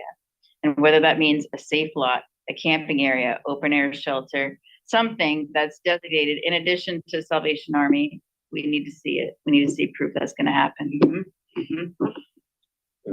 Yeah, go ahead, Jack Riley. So I think I'll respond to a couple things. One, we talked about the budget gap, wasn't talked about here. This is $6.6 million. Can you ask Mike to come up to a microphone or so I can, thank you, Director. So, yeah, I just want to share what we shared last night. So full council here, so appreciate it. So in the general fund, we have a $6.6 million general fund gap. We know we have attrition, we have other savings that will close that gap that materializes every year because we budget 100% FTEs. So we talked to the committee about that. We did also talk about there are no new additions in the budget. There's no new program. There's no new staff. It is status quo. So priorities, we talk about priorities of existing priorities, of existing staff, existing programs. So when we go through this process in budget, and I hope we do this in budget, is to kind of work through those, to find where that fits in. I will say the administration is working daily on something to move forward with the discussion of the council. It's talking about there is dollars, there's stand-up dollars available, and how we maneuver and pivot to move that plan forward for a site. So I will say that right now on record. So that is there. How it all is going to come together is going to takes time. It's going to take time. So, and I think there'll be a conversation of why, where, when, and how that all fits together. But we have identified dollars that you'll see as part of the budget when you get the budget. That I think is forefront, right in front, mayor's letter, a conversation about what is set aside, what should be there. So if I can provide any assurance that is happening, we're meeting every other day to talk about what the options are. So Appreciate that. Yeah, Here's another point. So I just want to echo that. Yeah, I think when we crafted the ordinance, we left a wide framework on ways to provide solutions and housing and shelter.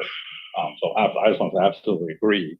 It is incumbent upon the administration now to say this is the plan, given the constraints and requirements to meet the needs of the city. So glad to hear that's for multiple in the works, but I'm with you, council member. If there is no solid plan in there, that's a real big problem. I too would vote Here's the other point that I think is really critical is I've never worked in an organization where the board or the council had to come up with the cuts. We would ask the administration to come up with a plan. If they need to cut 10% of their budget, I don't have the expertise to make that decision. The administration is in charge of managing those resources. We tell them how much they're going to have, right? In what area, but we approve things like that. It's not on us to come up with the cuts. It's on the administration, based on our input, to come up with a balanced budget that we can approve. So I joined Council Member Younger and Coughlin in saying, yeah, I've been seeing recently the administration hearing us. I really have. And I want to keep counting on that. And it's going to be a really tough budget session. But we've got to stick to what our priorities are and what our integrity says. So it's not on us to come up with those cuts unless I'm, way off about that. I will make a comment on that, and I agree. It's a collaborative effort to come up with a budget. The mayor proposes a budget. The council adopts your budget. So it is on the council to make adjustments to what's proposed. I will say it's a collaborative effort of where you send stuff back to us, where we're trying to trim. Now, I will say with what I said with the funding gap, there is potential funding available that we're looking at that would not call for cuts to move some things forward, to stand something up as quickly as possible. There's just, without getting too deep into it, and outside my lane, it's just, there's a lot of discussions to get there. You'll see something regarding funding that we were looking at. So, and you've just begun having these talks recently. No, we've been having these discussions well before I think the council believes we have. It is constant. We know that I think the priorities between the administration and the council are very aligned. I've said that for 2 years. I think there's just a way to how, this government, how it's structured, how you can have those conversations. You have to sit in a full room with the council to have your conversation. The administration gets to go do the work, and how we come together can be difficult at times. So those conversations have been happening for 6, 7, 8, 9, 12 months. We talked about affordable housing last year. I think you're in line. It's just trying to get there and come with the right solution. So, all right. Thank you. Okay, I'm glad it's brought up when we had space for it, because we did the last time, part of not having to rehash the ordinances, we have space to talk about those solutions going forward. So this is excellent. I do want to say out loud, try to belabor it. I think majority of council's on board that when we get the budget presented to us, I fully expect one of two things, or both. One is the mayor explains the really tough choices, right, that they have to make, in saying, yeah, this department needed this, and this department needed this department needed this, and there's way more requests than there is available budget. Here's why I made the choices I made and the priorities I set and those tough choices. And then we as council can go, okay, and then we can agree with it or we can disagree with it. And if we disagree, then we say, well, here's our priorities and our budget.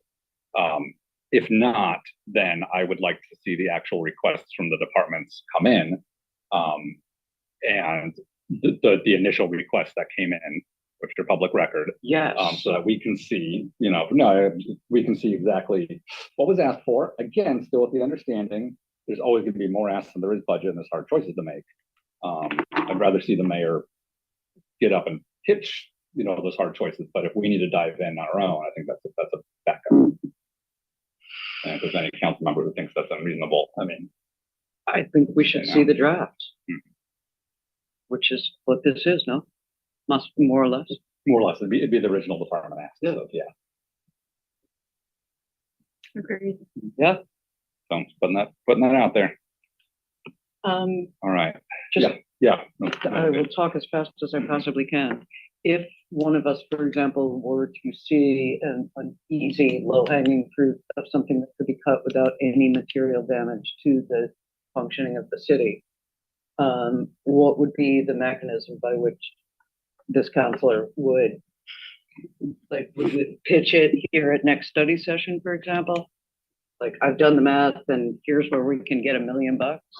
So I think, let me check with. Oh, that'd be great. Let me check with Kyle and LPMA. Like normally if it was just like, hey, raccoon ordinance or whatever, a council member could send out a letter to everyone, right? And as long as no one replied, there's no FPMA issue. It's just, okay, I'm first, here's my thoughts, okay. But I don't know if budget season as a whole, if we start touching on it in different meetings. Salute. I'll promise check with Kylie on that. Okay. I think an email of, hey, council, here's what I have an idea. We'll discuss it when there's a meeting. It's okay, then I'll double check on that. Okay. I have one more go to the order. Oh, fine. I already mentioned the one. I'll be coming in a couple of weeks, hopefully, with those receipts. Let's get people paid back for the restroom. Okay, so I am always here for feedback and professional growth and development. There's always a line that I dance between being my authentic self and being professional. I've received some feedback that I want to honor and acknowledge. Sometimes I get feedback, like one of the things that I got for feedback from a constituent is, I think that you should always be available to the public as a city council member. Well, if I'm at work, if I'm asleep, I'm not going to be available. So I can't always honor that. But some of the feedback that I got was about last meeting, and there's some things that I stand behind, and there's some things that I think I could improve. I think that my tone with Judge Flood was probably a little much, and I could have been more professional. And so I just want to acknowledge that and honor that feedback. And I received it from a couple of folks. And so I can take that, I can learn from it and grow from it. I stand behind my questions. I stand behind what I asked and the intent behind the questions. Just maybe the method in which I asked them was perhaps a little aggressive. So just wanted to throw that out there. Thank you. Appreciate it. That is all.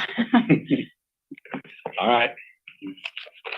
Yeah, that's fine. All right. Next council meeting is on Wednesday, October 4th, beginning at 5 p.m. in the downstairs chambers with a remote option available. This meeting is adjourned. Good night, all.